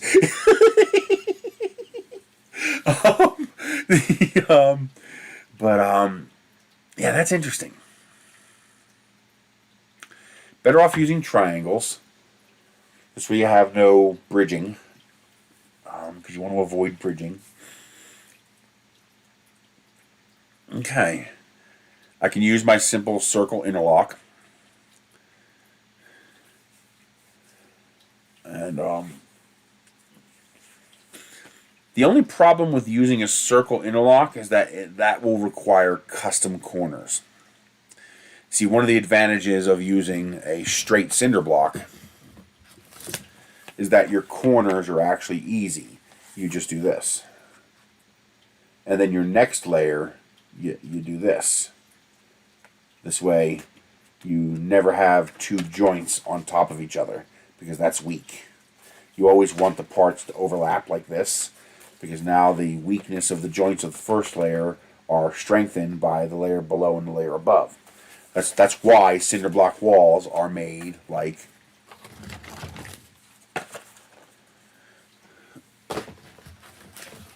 that's why brick walls are made like this, where each layer overlaps the next layer and the previous layer. And can I demonstrate this? I think I can.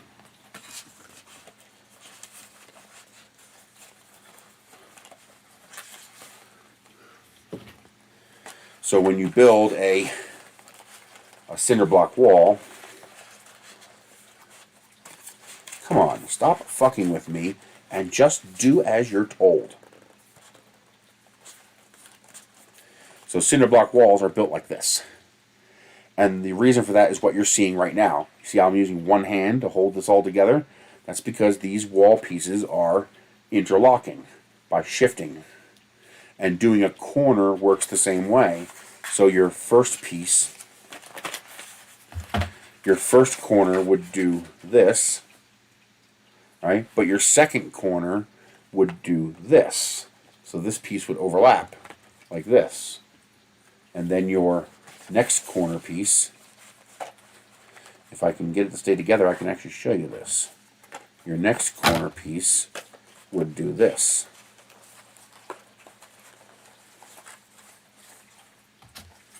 There we go. See? See how the pieces are interlocking like that? And that's how you would build your wall. Now, the problem is that works when you're stacking. If I have the parts actually interfacing with each other, well, the problem that creates, well, I can show you. That's actually easy to show you. So this is the male interface, and this is the female interface, and the two parts would interlock like that. Well, the problem is when I when I come to a corner, there's no longer an interlock. See? Because the interlock's over here. I need an interlock here at the quarter. Now, that's easy to do. I just take this and I move it over here. But that means it's not universal parts now.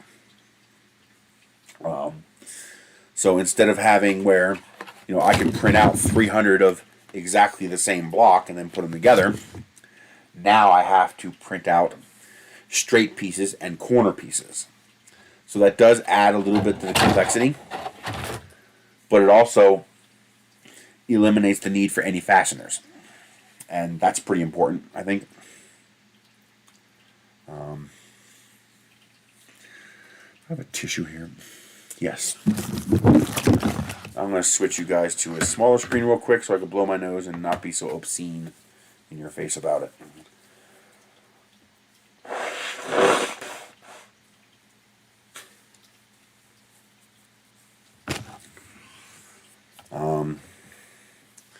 So that would be interesting. Now, if I don't know if this is feasible or not. Theoretically, I have 3 printers that can print these blocks. I have 3 printers with a 400 millimeter build volume. I have the Chiron, I have the S4, and I have the S5. And I do believe those are the only printers I have with a 400 millimeter build volume.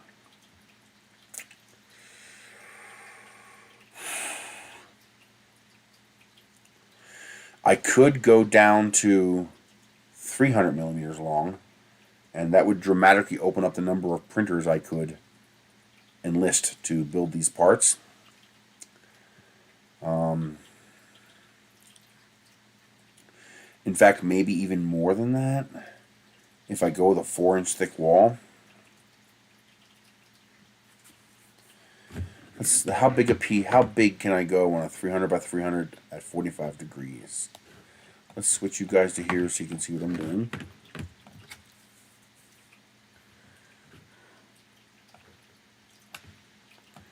I'm going to try to keep you guys over here so I can see what you're saying. Let's see here. I hate that I have to click so many times to log in. I mean, I know it remembers me and it's just logging me out for security reasons. But it'd be nice if it remembered that, hey, this is how I log in, and just bring me to that screen and not make me, because what it is, they want you to sign in using those other methods. Okay. Create.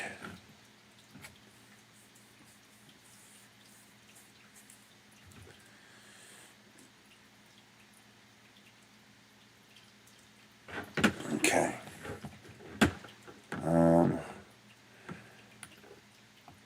What is my current settings? Let's go. No, we gotta leave it 300 by 300. That means I have to go full scale. That means 100 millimeters wide for a 4-inch wall.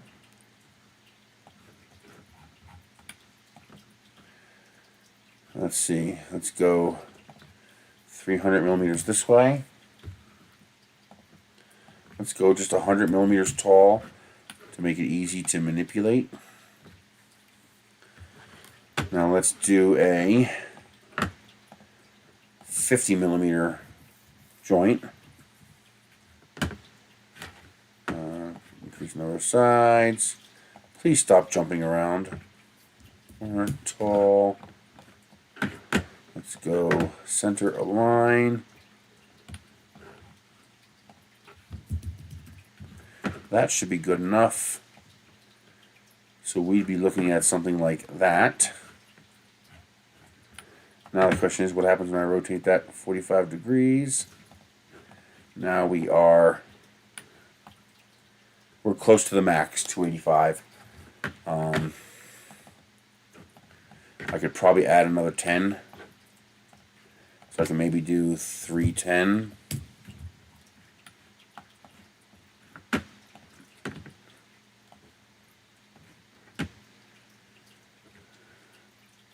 .292 by 292.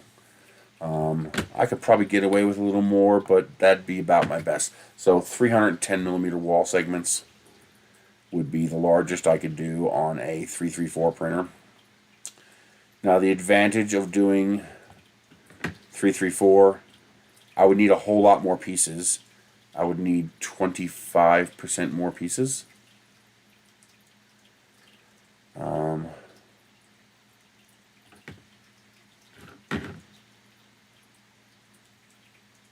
Yeah, it's 12 inches. So that's 1 foot, which means I would need approximately 40 pieces per layer. I could still make them 400 millimeters tall, of course.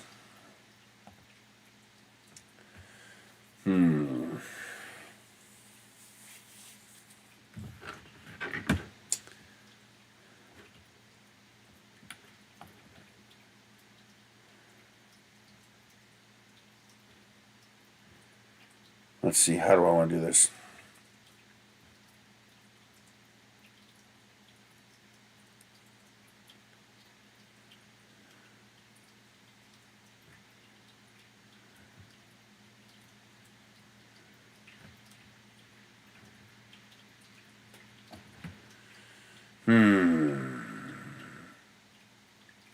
See, I'd rather have them be 400 millimeters long.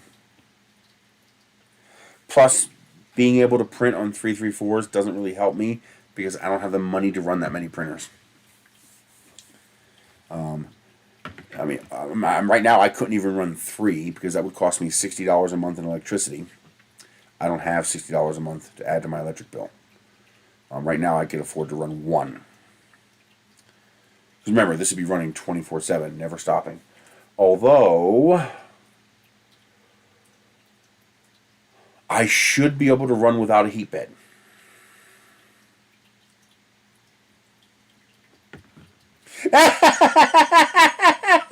You fell down the AliExpress rabbit hole?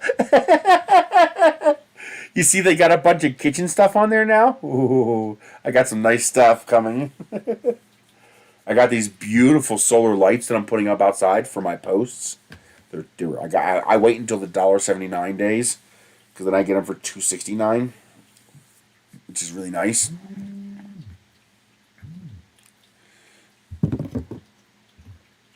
But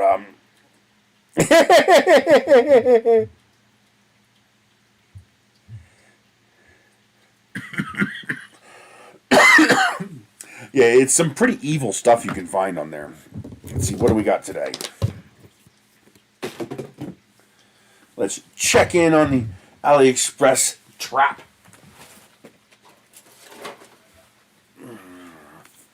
Mwahahaha. I got some nice winter gloves for $1.99, and they actually fit. I was impressed by that.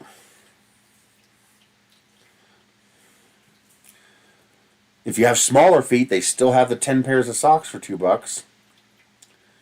Let's see. Ooh.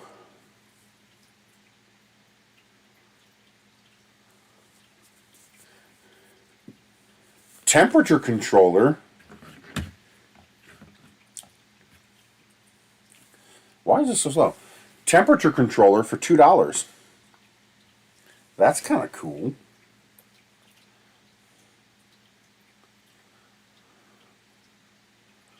They have these cool glasses that I thought would be pretty nice to have, but you can only get one color, and I want the red one. And you can't get the red one. Yeah, I actually got a couple pairs of those too. I got to try them out because I get sunburned so bad. Oh wow, that's actually kind of... Now see, this would be a good STEM project. It's a DIY locking box, like a little safe with a code lock latch. For $2 freaking, Jesus. I mean, you couldn't even buy the lock for $2, and you get all the laser cut parts to go with it. I mean, that's kind of cool.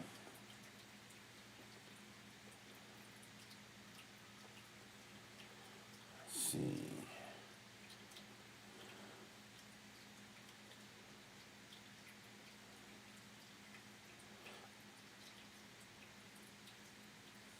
I got one of the nicer versions of this.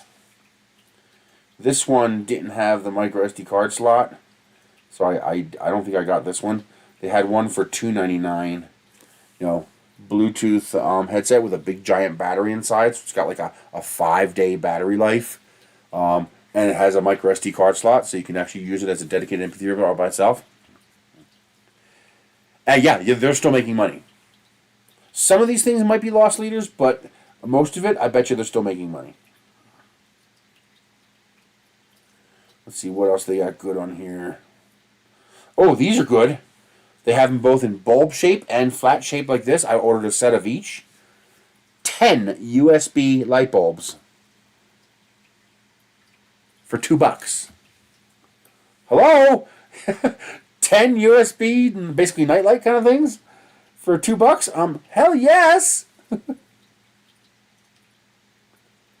Here's a little metal safe, a cheap little metal safe for $2. Great for kids.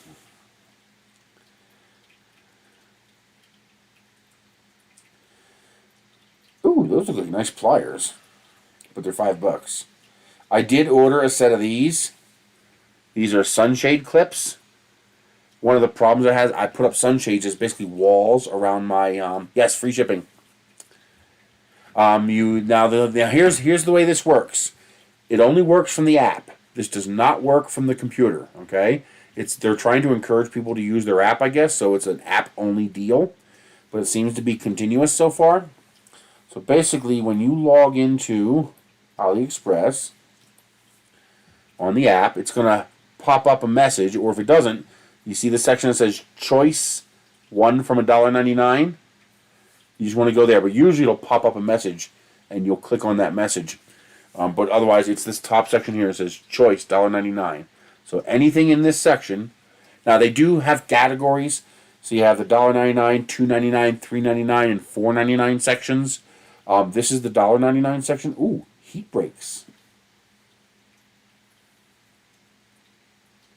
All metal bimetal heat break for Creality 3D printed. Fuck yeah. It's only one piece though, but even still, one for $1.99 is still not a bad deal. I kind of wish it was more than one, but I'll take that. So bimetal, all metal heat break for Creality printers for $2. I'll try that. What is it made of?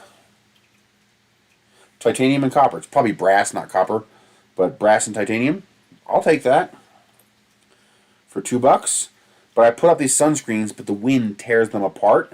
So these are clips that go on the sunshade and allow you to put a rope through it.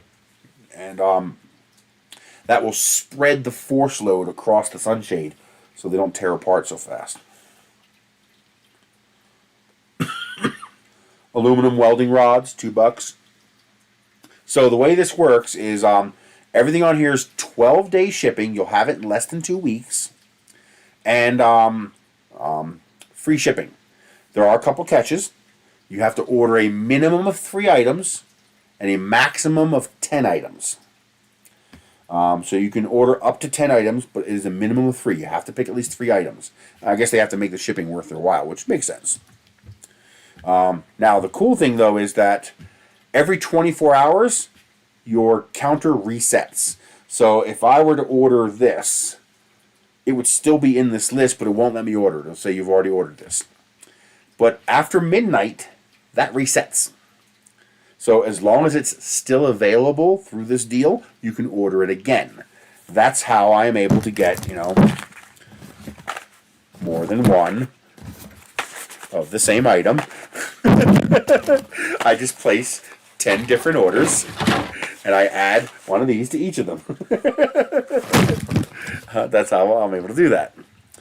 Sometimes I'll just wait until like 11 o'clock, I'll place an order, and then at 12:30 I'll place an order again.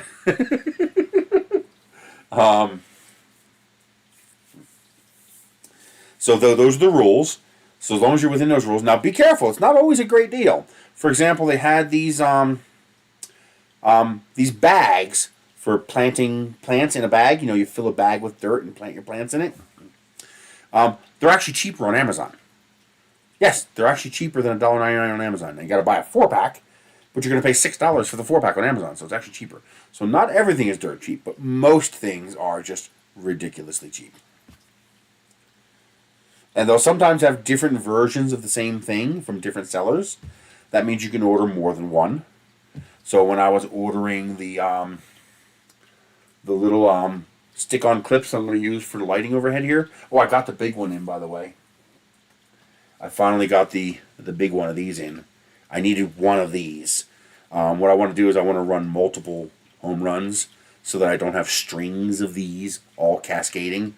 Because I have 250 feet of wire, I'd rather run multiple home runs and split them all at home base. This way you have less heat buildup from multiple splits. So I finally got that one in, so I can start working on that.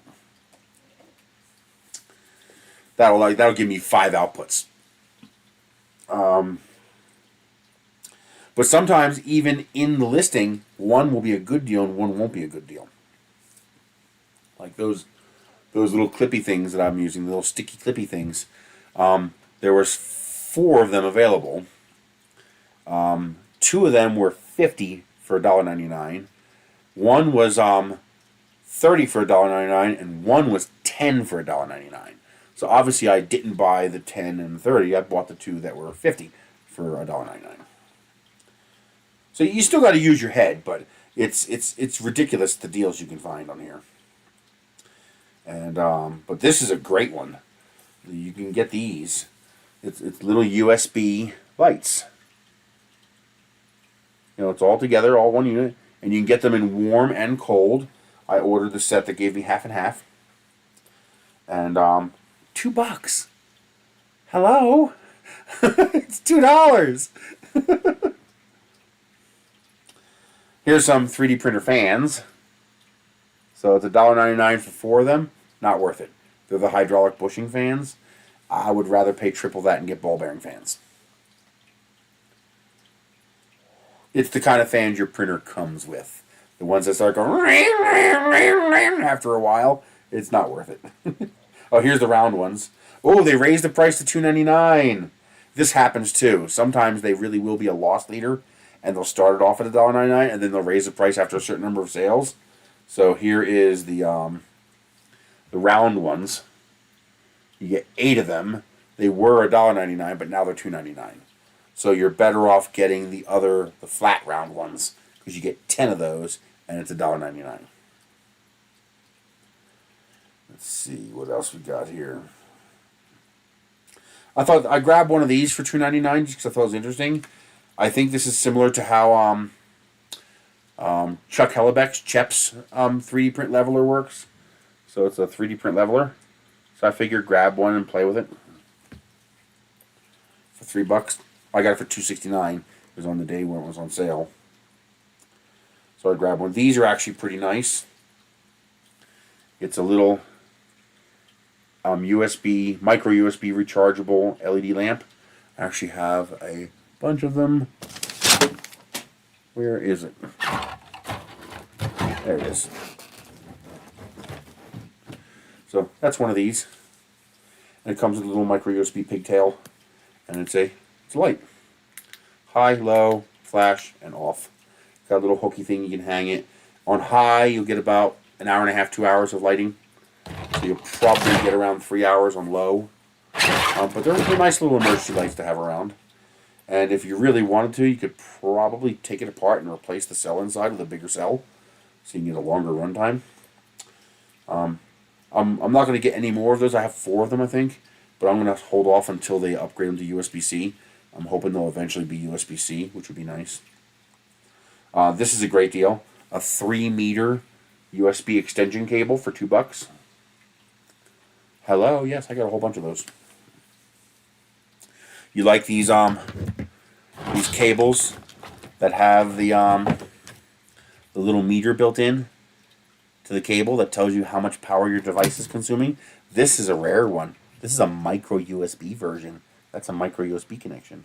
Most of them are USB-C, $2. Those cables are $15 to $20 on Amazon. The exact same cable from the same company. It is the same cable. Shows you the kind of markup they have. Let's see. If you have a lot of USB devices that you could turn on and off by plugging them in, this is a $2 for a smart plug adapter. That is this right here. So if you have Toyo Smart Life devices, this is a Toyo Smart Life plug for USB gadgets. I have little USB ceiling fans, so now I can turn them into smart devices. That's pretty handy. Again, $1.99. It's like, hello? It's so addictive, it's ridiculous. They have some pretty decent, like 30-watt USB-C PD 12-volt adapters. Just, check the specs, make sure it's what you want. They have a great deal on 12-volt transformers, but they're all 220 volts. So we can't use them here. It really sucks because it's a super cheap way to get power supplies, but I just can't use them here. These are all, here's a beautiful little 60 watt 12 volt transformer. But if I remember right, these are 220 volt. Yeah, see, they're 220 volt only input. They're not switchable, they're not auto sensing. So unless you live in Europe, you can't use them. Which is a pity. A 60 watt 12 volt transformer for $1.99 is really freaking cheap.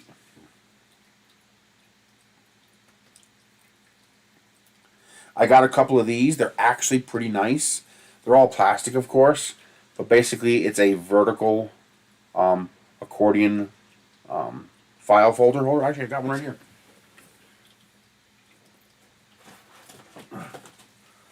These are actually pretty nice. I wish I had an affiliate link for this, but I can't affiliate link to the app. So if you enjoy it, send me a PayPal. But here, it's an accordion thing. I love it. It's got a handle.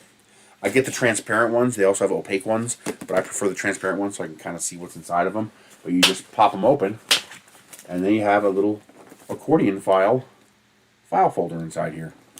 It's really nice. I mean, they're plastic, of course, but who cares? You know, I keep all these are all my receipts. Whenever I have receipts, and I scan it into all my receipt apps, so I move them from location to location as I scan them in each app. And it's better than leaving them in the car where the sun just beats the hell out of them. But that's a nice little vertical filing folder, accordion filing folder.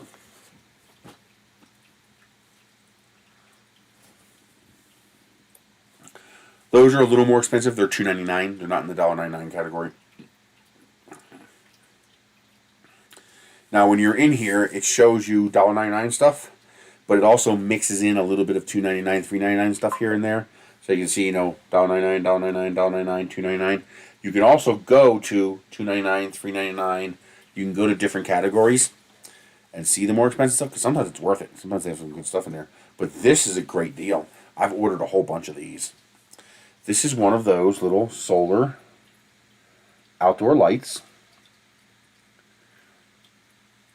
You know, you ever see the Mighty Light on TV? That's it. That's what it is. It's just a... You do not get a 4-pack. You get one, not a 4-pack. But you're paying $1.99 for it. That's a solar panel, a 100 LED array, and an 18650 battery cell inside for $1.99. And they work. I have them all over my house. You know, and well, the big ones I have set to off, and they go full brightness when they take motion. But the ones on the sides of the house and the containers out the back, I have them set to always be on low, and then they get brighter if motion walks by them. Oh, this is great. If you have a kerosene heater or a diesel heater or something like that, you know what this is. And these are like, you know, $6, $7 locally or more. You know, $1.99 for a little squeeze bulb pump for pumping your kerosene into your heater. Oh, and by the way, this is available from 2 different people on the AliExpress app. So this is the same exact light from a different seller. You can order both, which means you get 2 per order.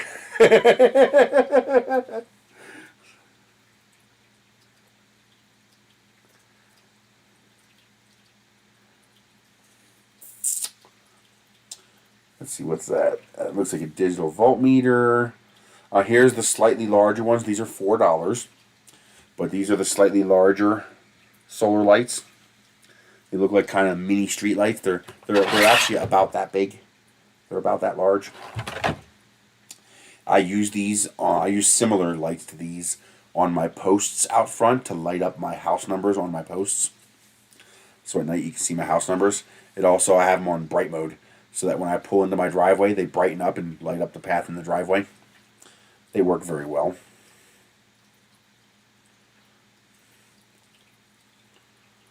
This is actually pretty impressive. It's one of those little headbands that has built-in Bluetooth headphones. I can't use it because my head's too big. But they're actually surprisingly good. I mean, if this was about 3 or 4 inches larger, it would work for me. It's just too big. too tight for my head. I have to really, it really squeezes me pretty good when I try to put it on. You can see, you just got to pull it down enough so that the earphones sit on top of your ears.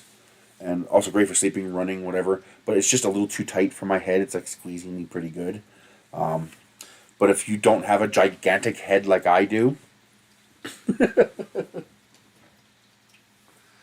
again, Bluetooth headphones for $1.99.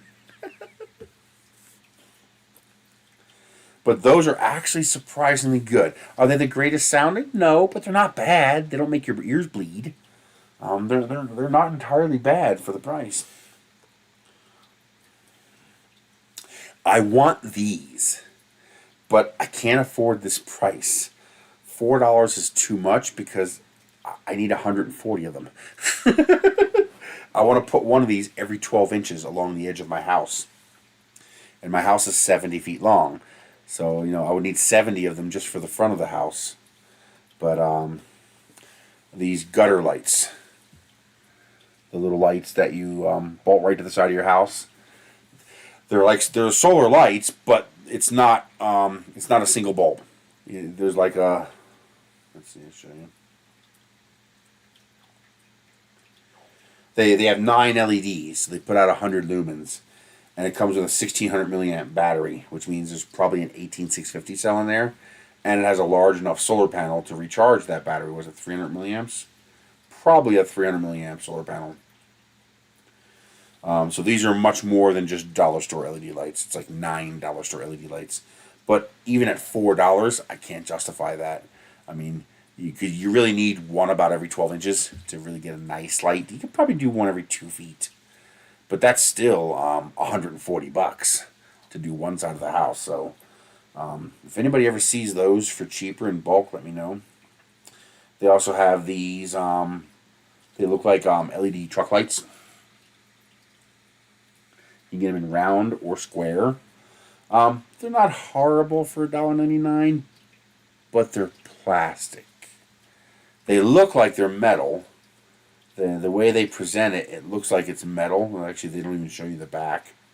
It's got that heatsink style on the back, but then you realize they're plastic. So, yeah, not that great, but not bad for $1.99. And you know what these would be incredibly useful for? If you got kids with Power Wheels, oh yeah. You get 2 for each Power Wheels and you put it on the roll bar or whatever, and now you have super cheap LED lights that you can add to your kids' Power Wheels. Not bad.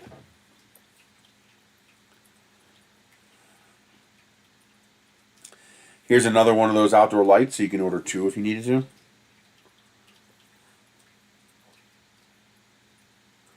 Here's another style of the truck light kind of thing. Getting whatever style your kid wants. Oh, here's the nice lights that I'm getting. I have about 8 of them now. These are really nice though. It is an encapsulated solar panel, sadly, but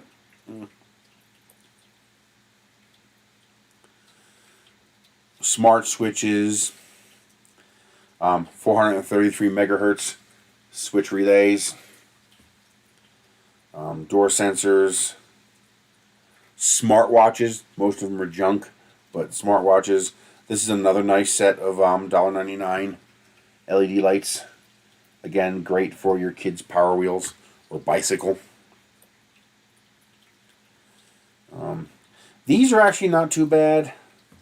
It is a solar panel with a LED bulb, and basically the solar panel has a micro USB cable on it, and there's a micro USB input on the bulb, which means you could use that solar panel with one of these better lights, for example, one of these much brighter lights. But the wire is very thin. It tears easily, so be careful with that. And you might be able to get a better deal than $4 a piece on those. I think I've seen them as cheap as $2.99, so do your research and check. Let's see what else we got here. Motion sensor lights, door draft guards. Oh, it's a limitless number of crap that you can get on here. You can get so much stuff. I got one of these to try it. It's a It said 9 18-watt LED bulb. I was hoping that the 9 18-watt meant that it would work at 9 watts on 110 volts and 18 watts on 220 volts. Nah, it's 220 volt only. It doesn't work at all. So it don't work here in the US. Maybe one day I'll take it apart and see if there's a resistor or something I can change inside to make it work on 110 volts. But as of now, it's a no bueno for here in the US.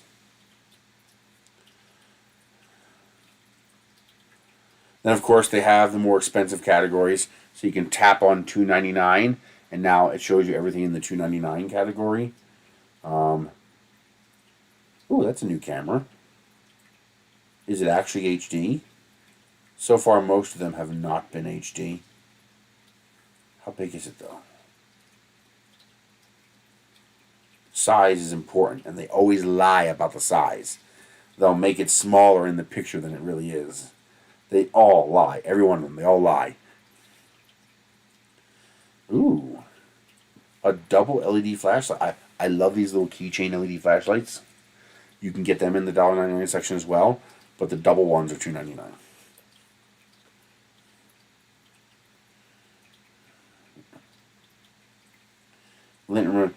You can get these little ones here. Every now and then you can get them in the $1.99 section. There's been 3D printer fans on there. You saw the heat break. I grabbed that. I was like, for that price, I'm going to grab it. For projects, you saw before I showed you these little solar LED light arrays. This is a multicolor one. You can get the white ones for $1.99.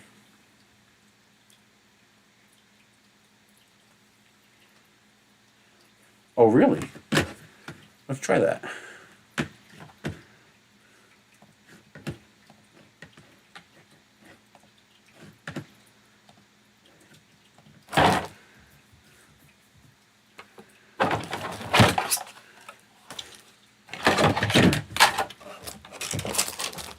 Oh, yeah! Oh, that's nice. I thought it was an app exclusive, but it might have just been a way of figuring out how to implement it.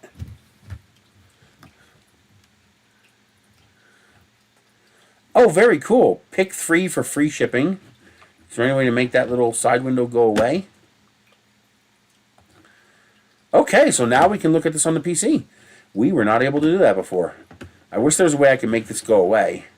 You know, hide this. You can see it's actually there somewhere, but there doesn't seem to be a way to make it go away. That's really fucking annoying. That's the problem, is I can't make that go away. What I could probably do is make the window bigger. If this stupid fucking computer decides to... why can't I make it bigger? It knows I'm trying to make it bigger than the screen. Who gives a fuck? Let me do it. Why are you controlling what I'm doing? I want the fucking window to be bigger. Jesus, I hate that.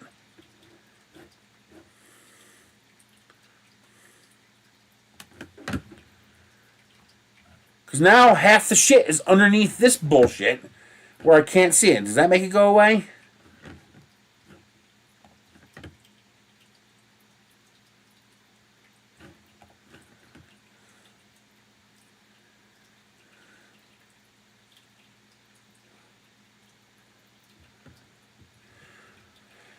Ugh.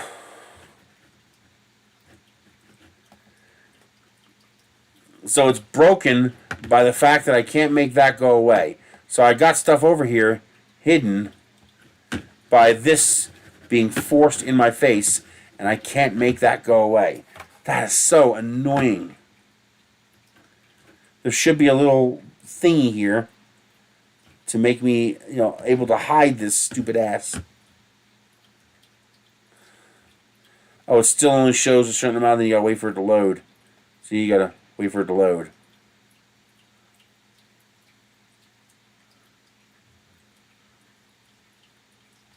There's the lights that I like. That's a pain in the ass. It's because it's not. It's annoying. I would still use it on the app. This is aggravating. And this is 1080p. This is not a constricted resolution. It's just a boneheaded designed interface. And then Windows not allowing me to stretch the browser. Since when can I not make the window bigger? Is that a browser limit or is that a Windows limit?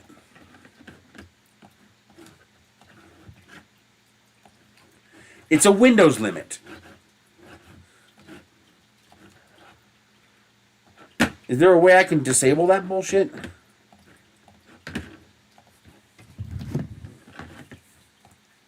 Hey, John White.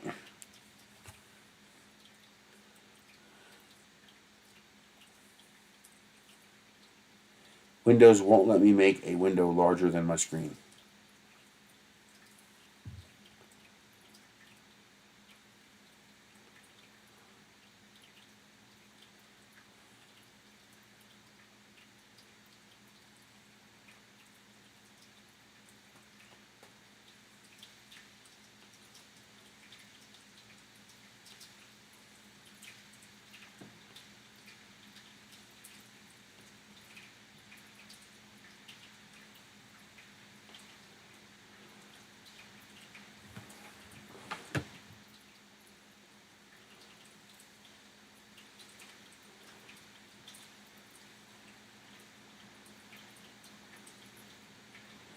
None of that is what I want.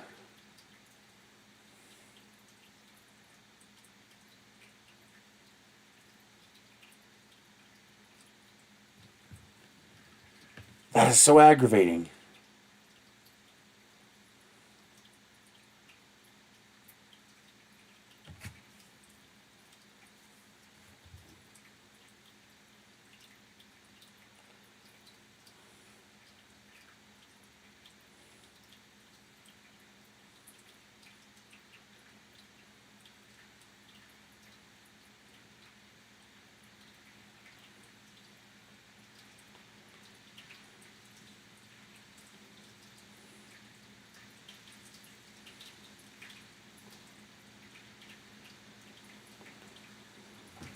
That is so incredibly aggravating. Yeah, sure, you normally don't want the window larger than your screen. I do. Don't dictate. This is why the newer versions of Windows piss me off so much. They're dictating terms to me. They're limiting what I can do based on what they think I should be able to do and not what I tell it to do. I have a valid reason for wanting that window to be bigger than my goddamn screen.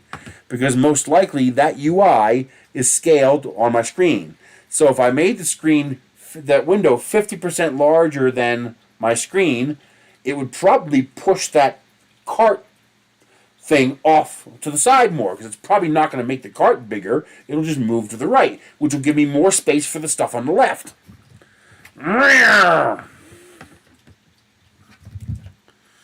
But, that's Microsoft thinking they know better.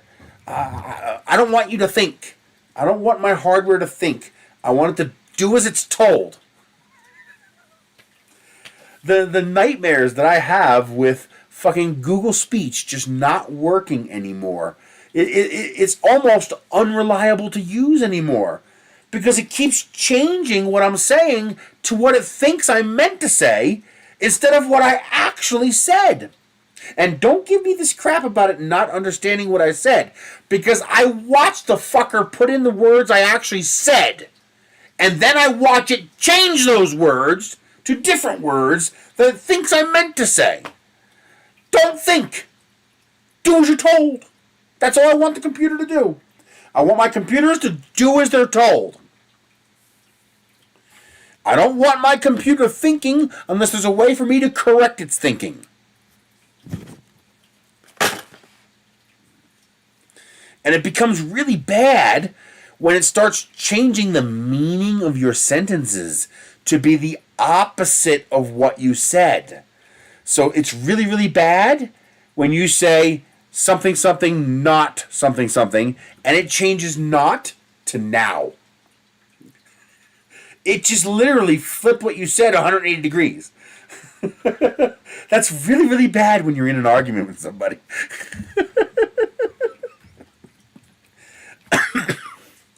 It's mind-numbingly aggravating, especially because I know it heard me because it put in the right word, and then it just changes it.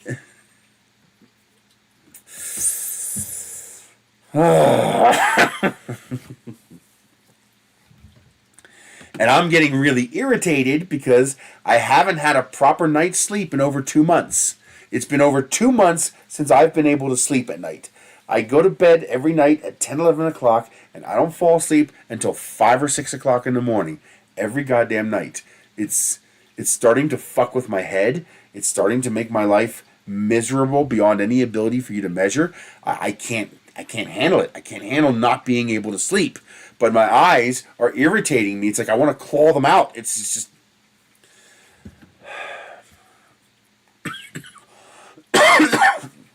Now, last night and the night before, I fell asleep at 4 o'clock. Which, believe it or not, is a godsend. I actually got, I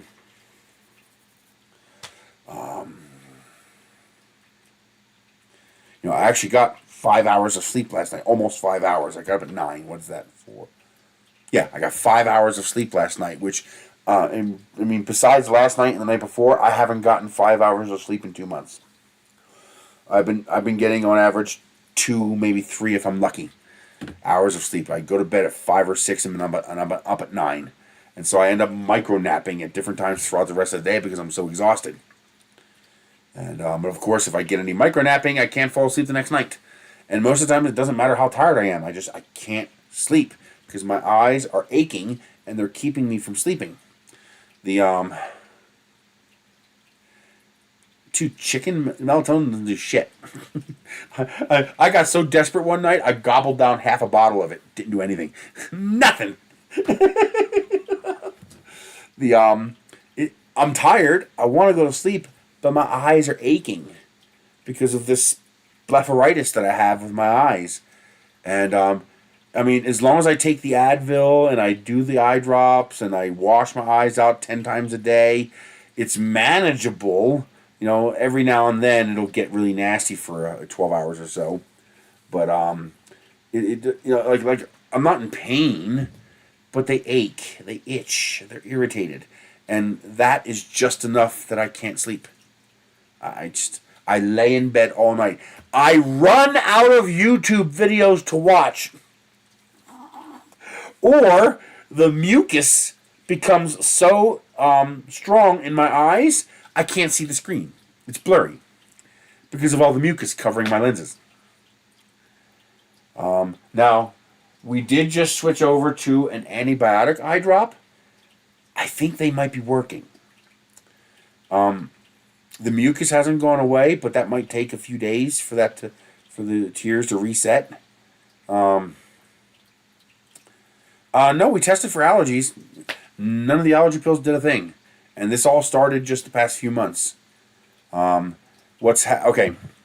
Here's what the doctor described. I don't know 100% what all of this means, but here's what the eye doctor told me. Maybe some of this is BS. I don't know. He says I have something called rosacea. I don't know exactly what that is, but apparently it's what makes the tops of my cheeks here red.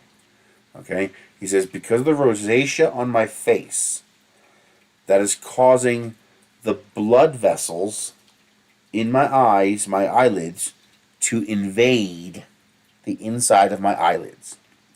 So I have blood vessels coming to the surface inside my eyelids. The blood vessels coming to the surface inside my eyelids causes an irritation response on my eyeballs. And so my eyeballs begin releasing mucus through the tear ducts to try to clear the irritation. The problem is that mucus is an irritant to my skin. And so that mucus tears apart my skin around my eyeballs, around my face, right around here. And it forms these crusty crystals in my eyelashes. And when those crystals form as the mucus dries, they're like razor blades, and that's what's tearing apart my skin. You know, your tears, you know, the tears that go down your face, mine are as thick as molasses because they have so much mucus in them that when I grab my tear ducts, like when they're pretty dry right now, it's like maple syrup. It's like super thick and sticky, and that causes a circular response. You know, irritation, mucus, irritation, mucus, irritation, mucus, and eventually what happens is the inside of my eyes becomes so irritated that you notice how that's all pink inside of there. Well, when it gets really bad, the entire inside of my eyelids are bright red. And that's on a really, really bad day. I actually have some pictures of all the mucus and shit. It's really nasty.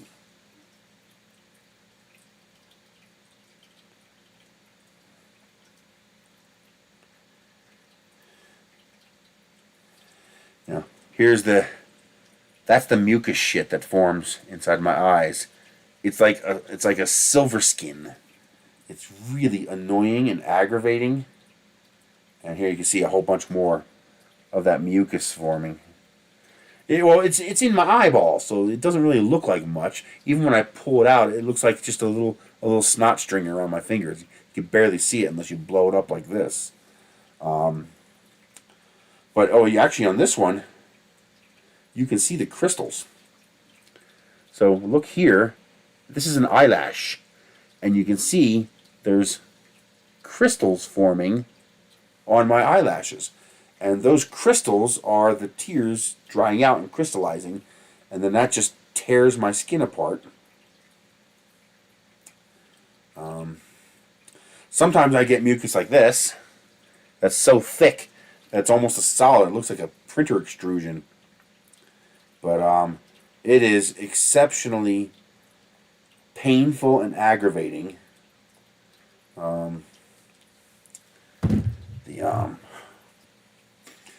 And so for about 2.5 months now, I haven't slept a normal night's sleep. I can't get anything done. I can't do anything. I can't process anything. My brain can't. That's why I didn't do a stream last week. It took me a half an hour to get this computer running with the microphone because I had the adapter not plugged in. And I held the adapter in my hands multiple times, but my brain didn't work well enough to figure out that I needed to plug it in. And I'm wondering why the microphone's not working. I was like, you know something? I gave up, and I just went back to bed. After fighting with it for an hour, I just said, screw it, and I went back to bed. I was done. But it's because I'm not sleeping. It's because when you're sleep deprived, your brain stops working right. It fucks with you. The only reason I'm functional now is because I got 5 hours of sleep. I managed to fall asleep at around 4 o'clock, and I got up about 9:20. So I managed to get 5 hours of sleep last night, and I got about the same last night.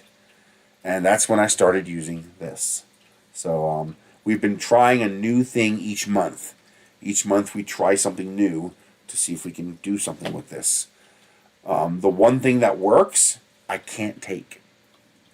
He has this salve, this ointment that he initially prescribed me, the eye doctor, not my current doctor, and it was a miracle. It took away when we're talking the pain was so bad, I was crying. It's just, it hurt so bad.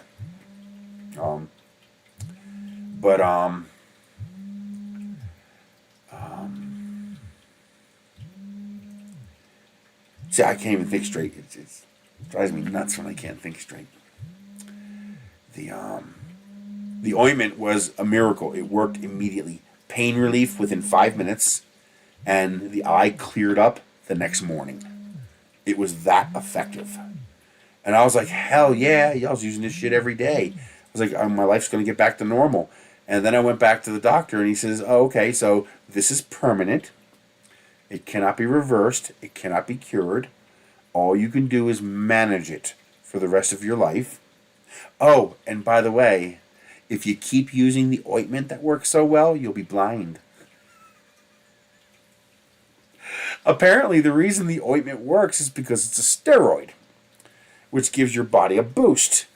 The problem is if you continue taking that steroid and applying it to the eye, It's going to increase the interocular pressure, the pressure inside. You ever go to the eye doctor and he gives you that puff test where they basically touch your eyeball with that little instrument and it gives you a little puff of air?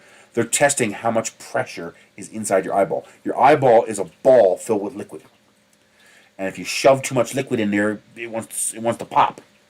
So if I continue using the steroid, it'll increase my interocular pressure, which will, guaranteed, eventually give me glaucoma, which will make me blind.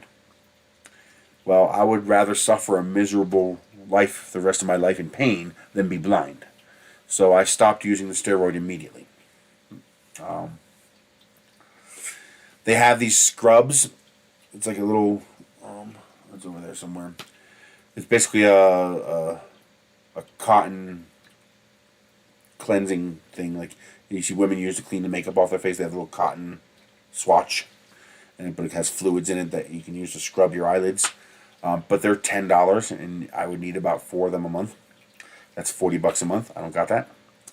But I found out that there's nothing special about those things. You just need to scrub your eyelids. So I bought my own cotton swabs and some baby shampoo because it's tear-free for the eyes. And I just dilute it with water, and I use that to scrub my eyelids. That gets rid of all the debris that builds up from the mucus and the tears coming out. And that was a huge help. The second thing that helps is Advil. Ibuprofen, or Advil, is a anti-inflammatory. And the problem I'm having is inflammation. The inflammation is causing the overreaction in the immune system in the eyes. I found out that I can take 2 Advil every 3 days safely without hurting my kidneys. Doctor says it's perfectly safe, won't hurt your kidneys. That helps. So the scrubbing and cleaning and the Advil are helping. I've not had a I want to cry and tear my eyeballs out day like I was having initially.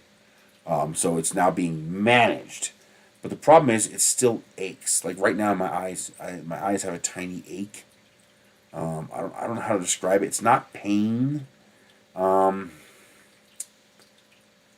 If you take a knife and scratch yourself, or use your fingernails like I just did, and I just scratched myself, it hurts. But now imagine someone taking a sharp nail and just going poke, poke, poke, poke, poke, poke, poke, poke, poke, poke, poke, 24/7. It doesn't really hurt, but it irritates you. And that's what my eyes feel like now. So they don't hurt, but they're slightly irritated. And apparently, that's enough to keep me from falling asleep. Apparently, my body, my brain cannot shut down and I cannot sleep as long as that irritation's there. Until I become so absolutely exhausted that my exhaustion overrides the ache response in my eyes and I finally fall asleep. And what's really annoying is that when I'm sitting up like this, my eyes aren't bothering me. I still feel the ache a little bit, but they're not producing all this this shit, I still have to wash them out every couple hours, but it's not as bad. But as soon as I lay down in bed, for whatever reason, they start making mucus. Maybe it's because I'm laying down and the mucus can't get away. I don't know. But for some reason, and even just sitting there with my eyes closed doesn't help because the mucus builds up. The liquid just builds up and starts irritating, and I have this need to wipe away this shit sitting on top of my eyes. And because I was thinking about sleeping in the car. I can't sleep in a chair, that's going to hurt me, but the car seat is reasonably comfortable. I was thinking about trying to sleep in a car so I could sleep in an upright position.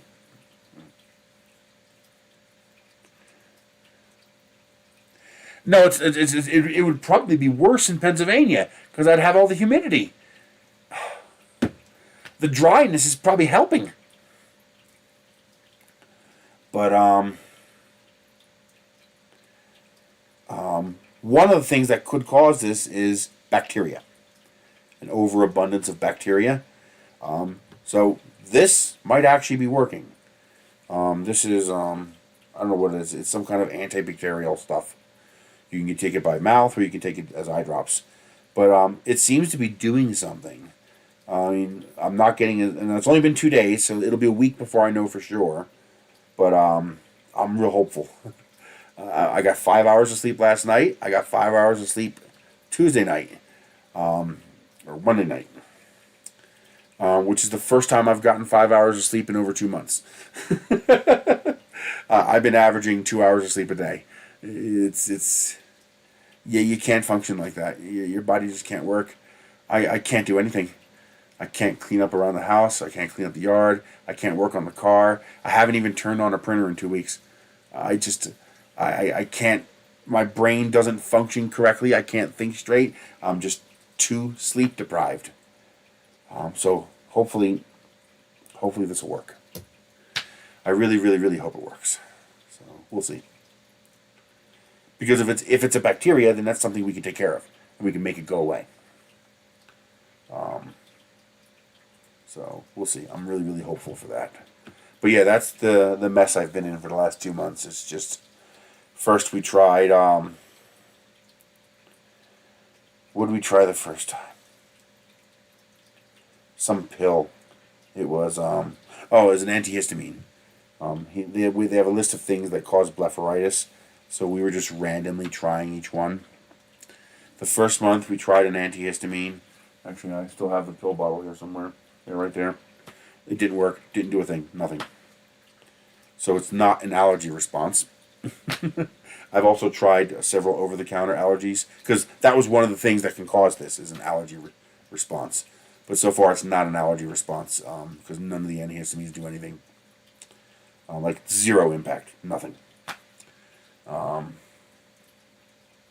Then we tried an ointment. Didn't work. Didn't do anything. That was month number 2. Now we're on month number 3, and we're trying the antibiotic drops. He said if they don't work, we can go to a stronger oral antibiotic and see if that works. So this might not be strong enough. But I think this is having an effect. I think. It's only been 2 days, so I don't know for sure, but I think it's doing something. Like, my eyes burn a little bit when I put it in there. And to me, that's a good thing. That means whatever's in that is actually doing something. It's reacting to something. And I noticed it burned a lot less today. So maybe it's killing off whatever in there is causing this problem. So we'll see. I'll continue with the scrubbing. I'll continue with the teardrops. I'll continue with the warm compresses. The idea of the warm compresses is to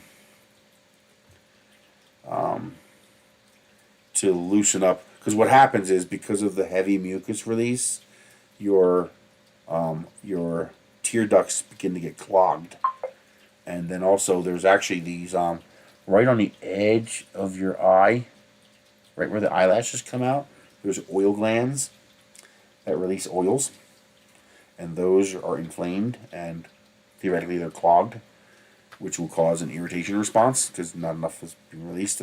It's too concentrated. That's why it's an irritant. That's why it hurts so much. So theoretically, the warm compresses will help loosen that up. Who knows?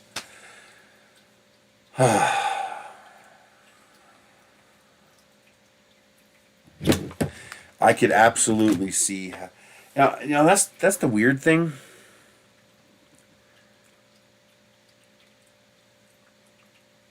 I don't see how sleep deprivation can be torture. I mean, it'd be torture the first couple of weeks, but after that, you just go fucking insane, and you wouldn't even realize you're being tortured. Because you ain't gonna remember a goddamn thing. Your brain will be so fucked, you ain't gonna remember nothing. So yeah, sleep deprivation wouldn't be very effective torture, because your patient would be in la limbo land by the time you got to the level of being able to torture them. But just gotta go with it.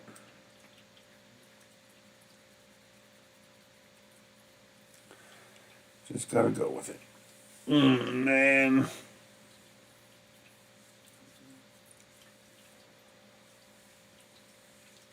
What are you gonna do? Just try to work the problem. Hey, DeWitt. Happy Wednesday. Oh, these are still available on the the site as well. This is actually a decent USB-C PD charger. Puts out 30 watts, I think. 30 or 45. I think it's 30. But what's really cool is it's got a screen underneath there. These are $4.99. But it's got a screen underneath there that tells you how many watts you're consuming, which is really, really nice. You could still get these on there for $1.99. Just remember, they don't come with the battery. So you will still need to get one of those LR44 batteries for there.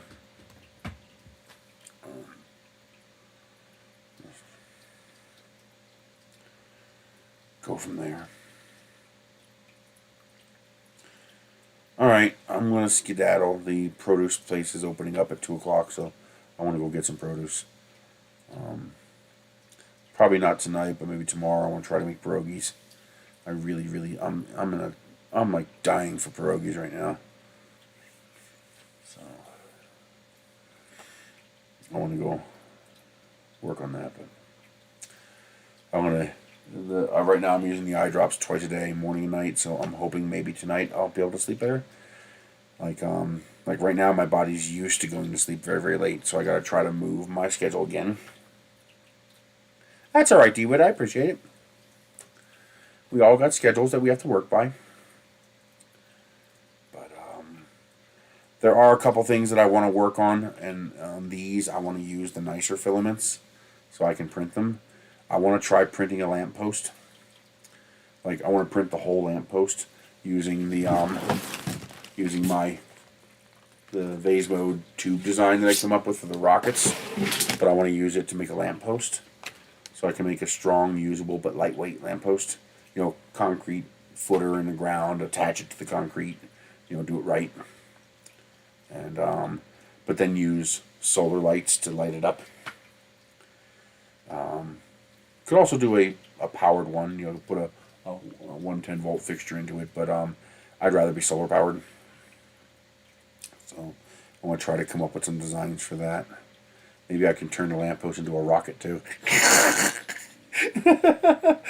Attach some fins and now your lamppost is a rocket. But I would like to try to do that. I also want to see if this is strong enough, because this is another thing that's that might be practical to print. They have these. I can show you. No, I gotta go, but they have these 10-foot poles to allow you to string lights up in your yard. So you can put like the lights that look like the old style bistro bulbs, and you can string them from pole to pole, so you can put up lights in your yard without it being down low. But they're expensive. They're like they're $30 to $40 each. You can usually get a 2-pack for $60 to $100. I think I've seen them on Lightning Deal for $60, but usually they're right around $75 to $100. So they're pretty expensive, you know, these light poles. And I'm wondering, can I print, you know, a 10-foot pole that would be strong enough to hold up? You know, it would probably need to be relatively thick like this to be practical. But I'm wondering, can I go down to 4 inches? It'd be nice if I can go down to 4 inches, because that's an awfully thick pole. This would be more like what I would use for. I live stream every Wednesday, so next Wednesday I'll be live again here. And when I get my head out of my ass and actually get sleep, I usually release a regular video on the weekend. But I haven't done that in a while because just life has been hell. But, you know, I gotta work through it. I also have to try to get a job. I gotta try to get a weekend job. I'm not making enough money. You know, I'm only making about $400 a month doing this, and it's just not enough. I can't live on that. My 830 credit score is now below 300. Yeah, that's what happens when you default on $40,000 worth of credit card debt. You know, when you stop making payments because you have no money. But my dad's debt caught up to me. I thought I could handle it, and I did. I paid off over $200,000 of his debt, you know, that I inherited. But you know, that last $40,000 whooped my ass. Nothing I could do about it. Just gotta hope my house is safe. I'm pretty sure the homestead protection in New Mexico will protect my house. So while they might be able to come after me, they shouldn't be able to touch my house.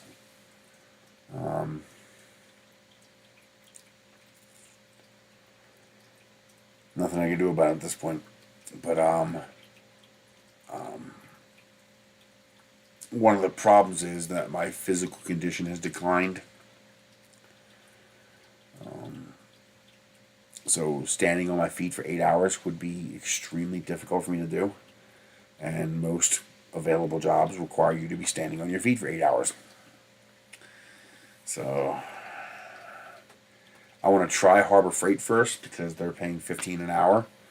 I mean, that's pretty shitty pay, but that's about all you can get out here.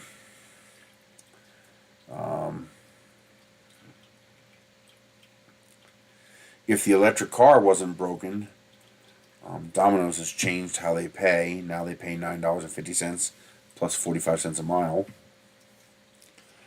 And that's a job where about 50% of the time you're sitting. So it's a lot better for me. But that is only equitable with the electric car.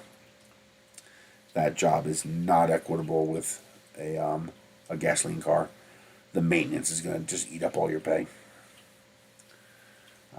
But yeah. So I guess my next print project, which I'll have done in the next couple days, I'm going to actually start it tonight, is I'm going to use the Candy Blast Pink. And I'm going to print out some pierogi tools. I'm going to print out a scoop for scooping out the correct amount of filling, a biscuit cutter, if I don't have any, to cut out the dough to make the dumplings. And then I want to see if I can print a dumpling folder, a little machine to fold the dumplings and make the dumplings so I can rapidly do it. If I can make that work well enough, I could have Michelle help me.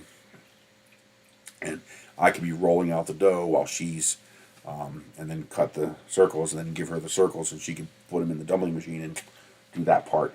And Walmart doesn't pay. They only hire slaves.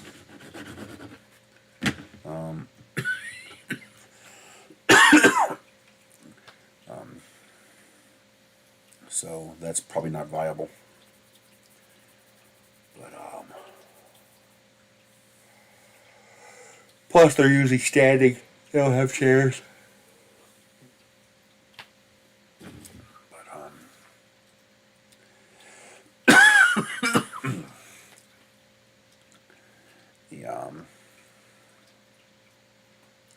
I think minimum wage is like $11, $12 out here.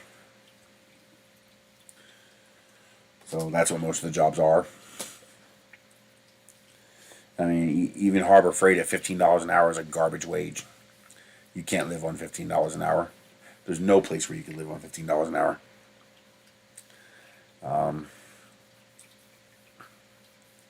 Yeah, most people don't realize that about 50% of the working population of this country today is making less than the legal minimum wage in 1970. In 1970, minimum wage is equivalent to $17 an hour today. Today, median is $18.80, which means about 45 to 48% of the working workforce of the U.S. is making less than what was minimum wage in 1970. That's just mind-blowing.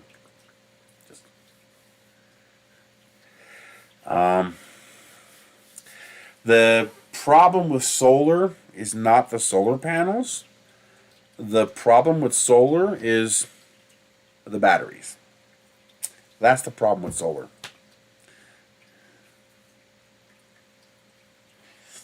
Yes, but that's not what your minimum wage actually is in Alberta, because you have to add the value of the benefits that you get from your taxes in Canada.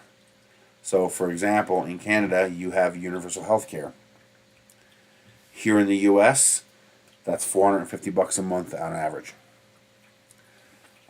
So that's $450 you don't have to pay because you have universal health care. So when you Well, it's not free. It's tax funded, so you pay for it via your taxes. But it's free at the point of sale, so there's no cost for you to utilize it directly. So that would make your minimum wage more like $22 an hour, because that's how much I would have to earn to pay for that health care. So now, if we had right now, minimum survival wage in the U.S. is $20 an hour. You cannot survive on less than $20 an hour without an extensive list of cheat codes or assistance. If we had universal health care and we legalized affordable housing, we could make minimum wage $12 to $14 an hour in the U.S. Because there's only two ways to fix this problem. Only two ways. You either have to raise minimum wage or you have to lower cost of living. There's no other way to do it. You either have to raise minimum wage or lower cost of living. Now, one of the ways Canada has reduced minimum wage is by lowering cost of living. And the United States is death of 1,000 cuts. I'm not kidding you when I say I was paying a 74% tax rate when I was living in Pennsylvania. Now, that's mostly because I was only making about $24,000 a year, and the property taxes for my house, the property and school and sewage taxes, were $8,900 a year. That's 36% of my income. And that's before I paid any other taxes.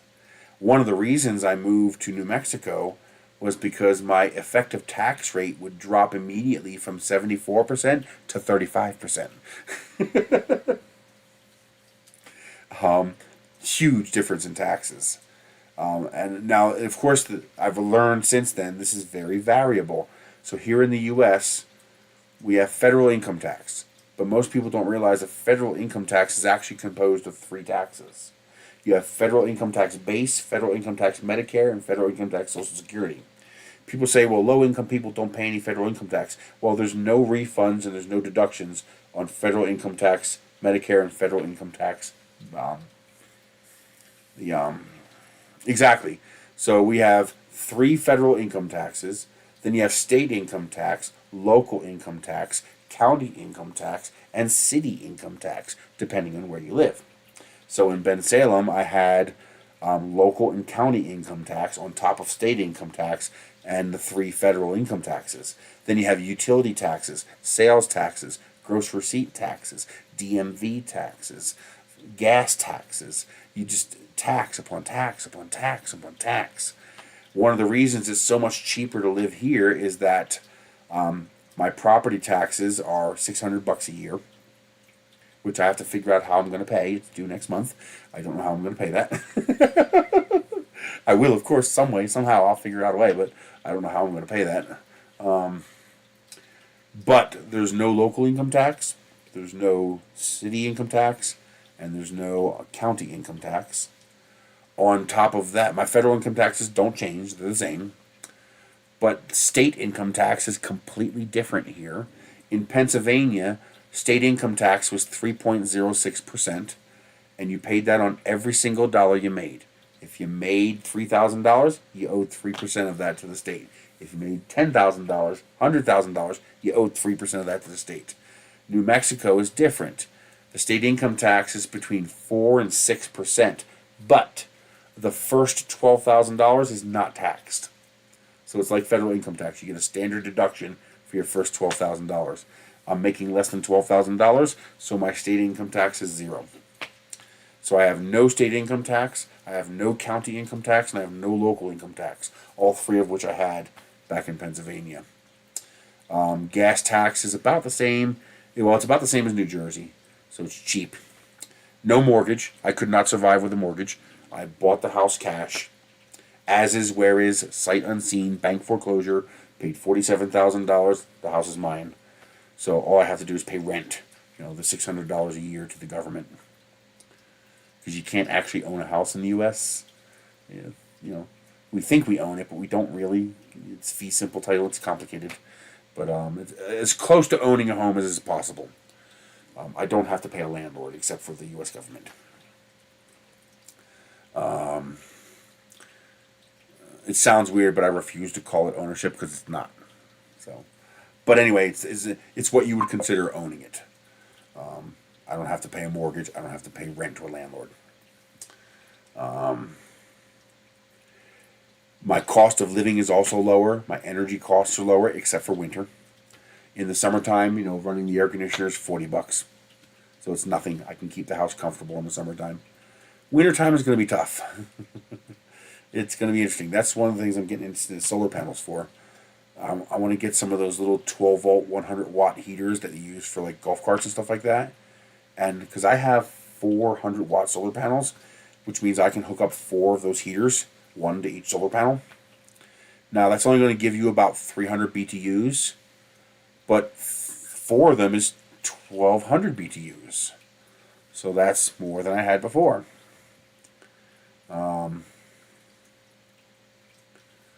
So if I can get a kilowatt of solar panels, I can add 3,400 BTUs of heat to the house for nothing.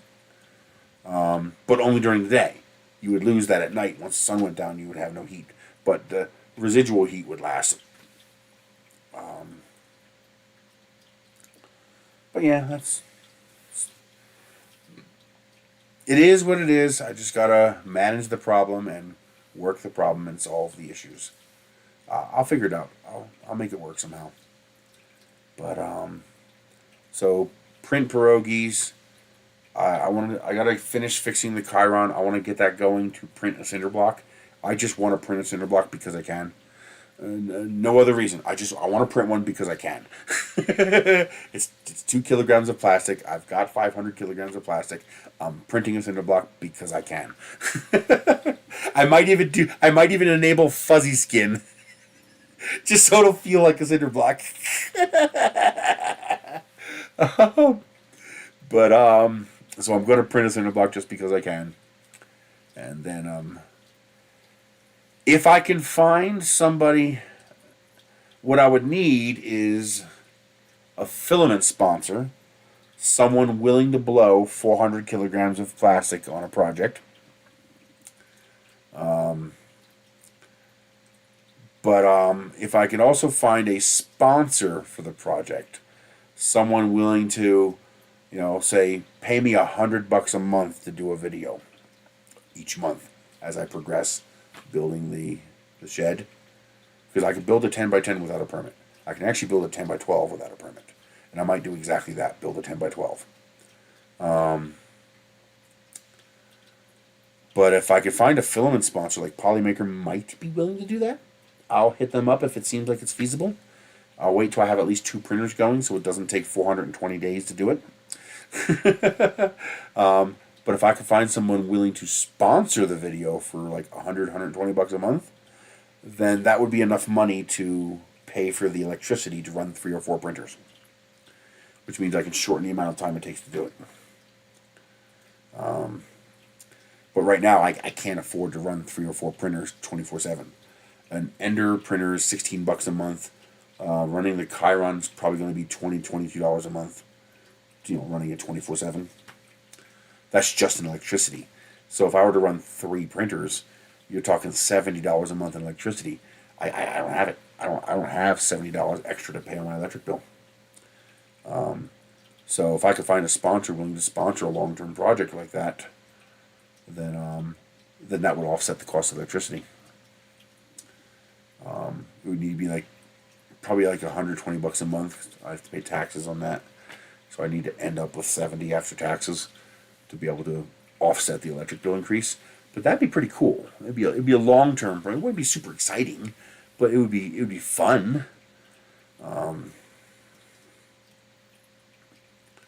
Would that be cost effective? I've seen 5 kilogram rolls of PLA for like $70, and you can get PLA for as cheap as $10 a kilogram. So you're looking at 400 kilograms, so $400. That's a pretty cheap shed. A 10 by 10 or a 10 by 12 shed is like $2,000. You're not getting that super cheap. A 4x3 or a 5x3 shed, you can do that for $100.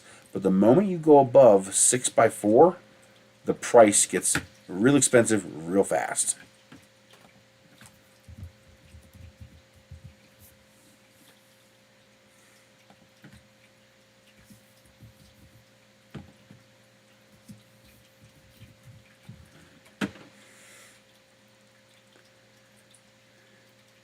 Oh, actually not that bad. You can get a 10x10 metal shed for $500. That's actually not bad. That's not bad at all, actually.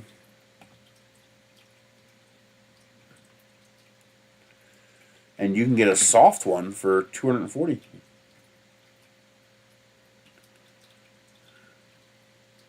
Huh.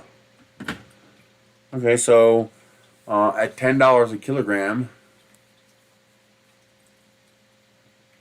Oh, yeah, that would not work.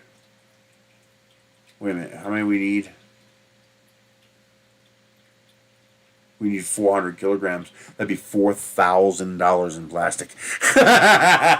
It's cheaper to buy the shed. Even at the half thickness walls, you're still looking at probably what $2,500, $3,000 in filament. Woo! Okay, yeah, that's not practical. It's cheaper to buy the shed at that point. But it'd still be a fun project though if I can get it sponsored. So we'll see. But first, I got to get this one done. So I've got to get myself some more PETG so I can print more of those. Come out right now. I'm just out. I'm out of PETG. All I have is the colored stuff, and I don't want to use that. This stuff is too valuable to use for printing a shed. So you know, I've got about 15 kilograms of PETG, but it's all the real nice stuff. So I don't want to use the nice stuff on this. I want to use the cheap stuff. So try to see if I basically got to try to order a kilogram a week, because I need about a kilogram per week to print the parts slowly. So I'll have to order some when I have the money. And I did pretty good on Amazon this month. I'm at $210 so far. So I might hit $300 before the end of the month. But I won't get that money until January. And I'm going to need it for heat. But that's it. Hopefully I'll get some pierogi parts printed. Hopefully I'll get a lamppost printed. And I want to print it. I would love to print one in this candy blast, but I don't think I have enough. But I definitely have enough of this transparent orange. I got 2 kilograms. And I'm hoping I can do a lamppost for around a kilogram. And but I think that would look pretty slick, especially with the solar lights on the inside. Yeah, that'd be pretty cool. And but that's it. I'll see you guys next week. You guys have a great day. I want to try to post these segments to make the shed wall here. See, here's the parts I've printed so far. I want to try to get them posted to Thingiverse tonight. They're not perfect yet. They're not exactly right yet, but they're close. And this way you guys can try your hand at printing some of them. If you're feeling unusually masochistic, you can try your hand at printing them, and then we'll go from there. But yeah, let's really pray these work. God, I hope these work. I will see you guys later. You guys have a great day.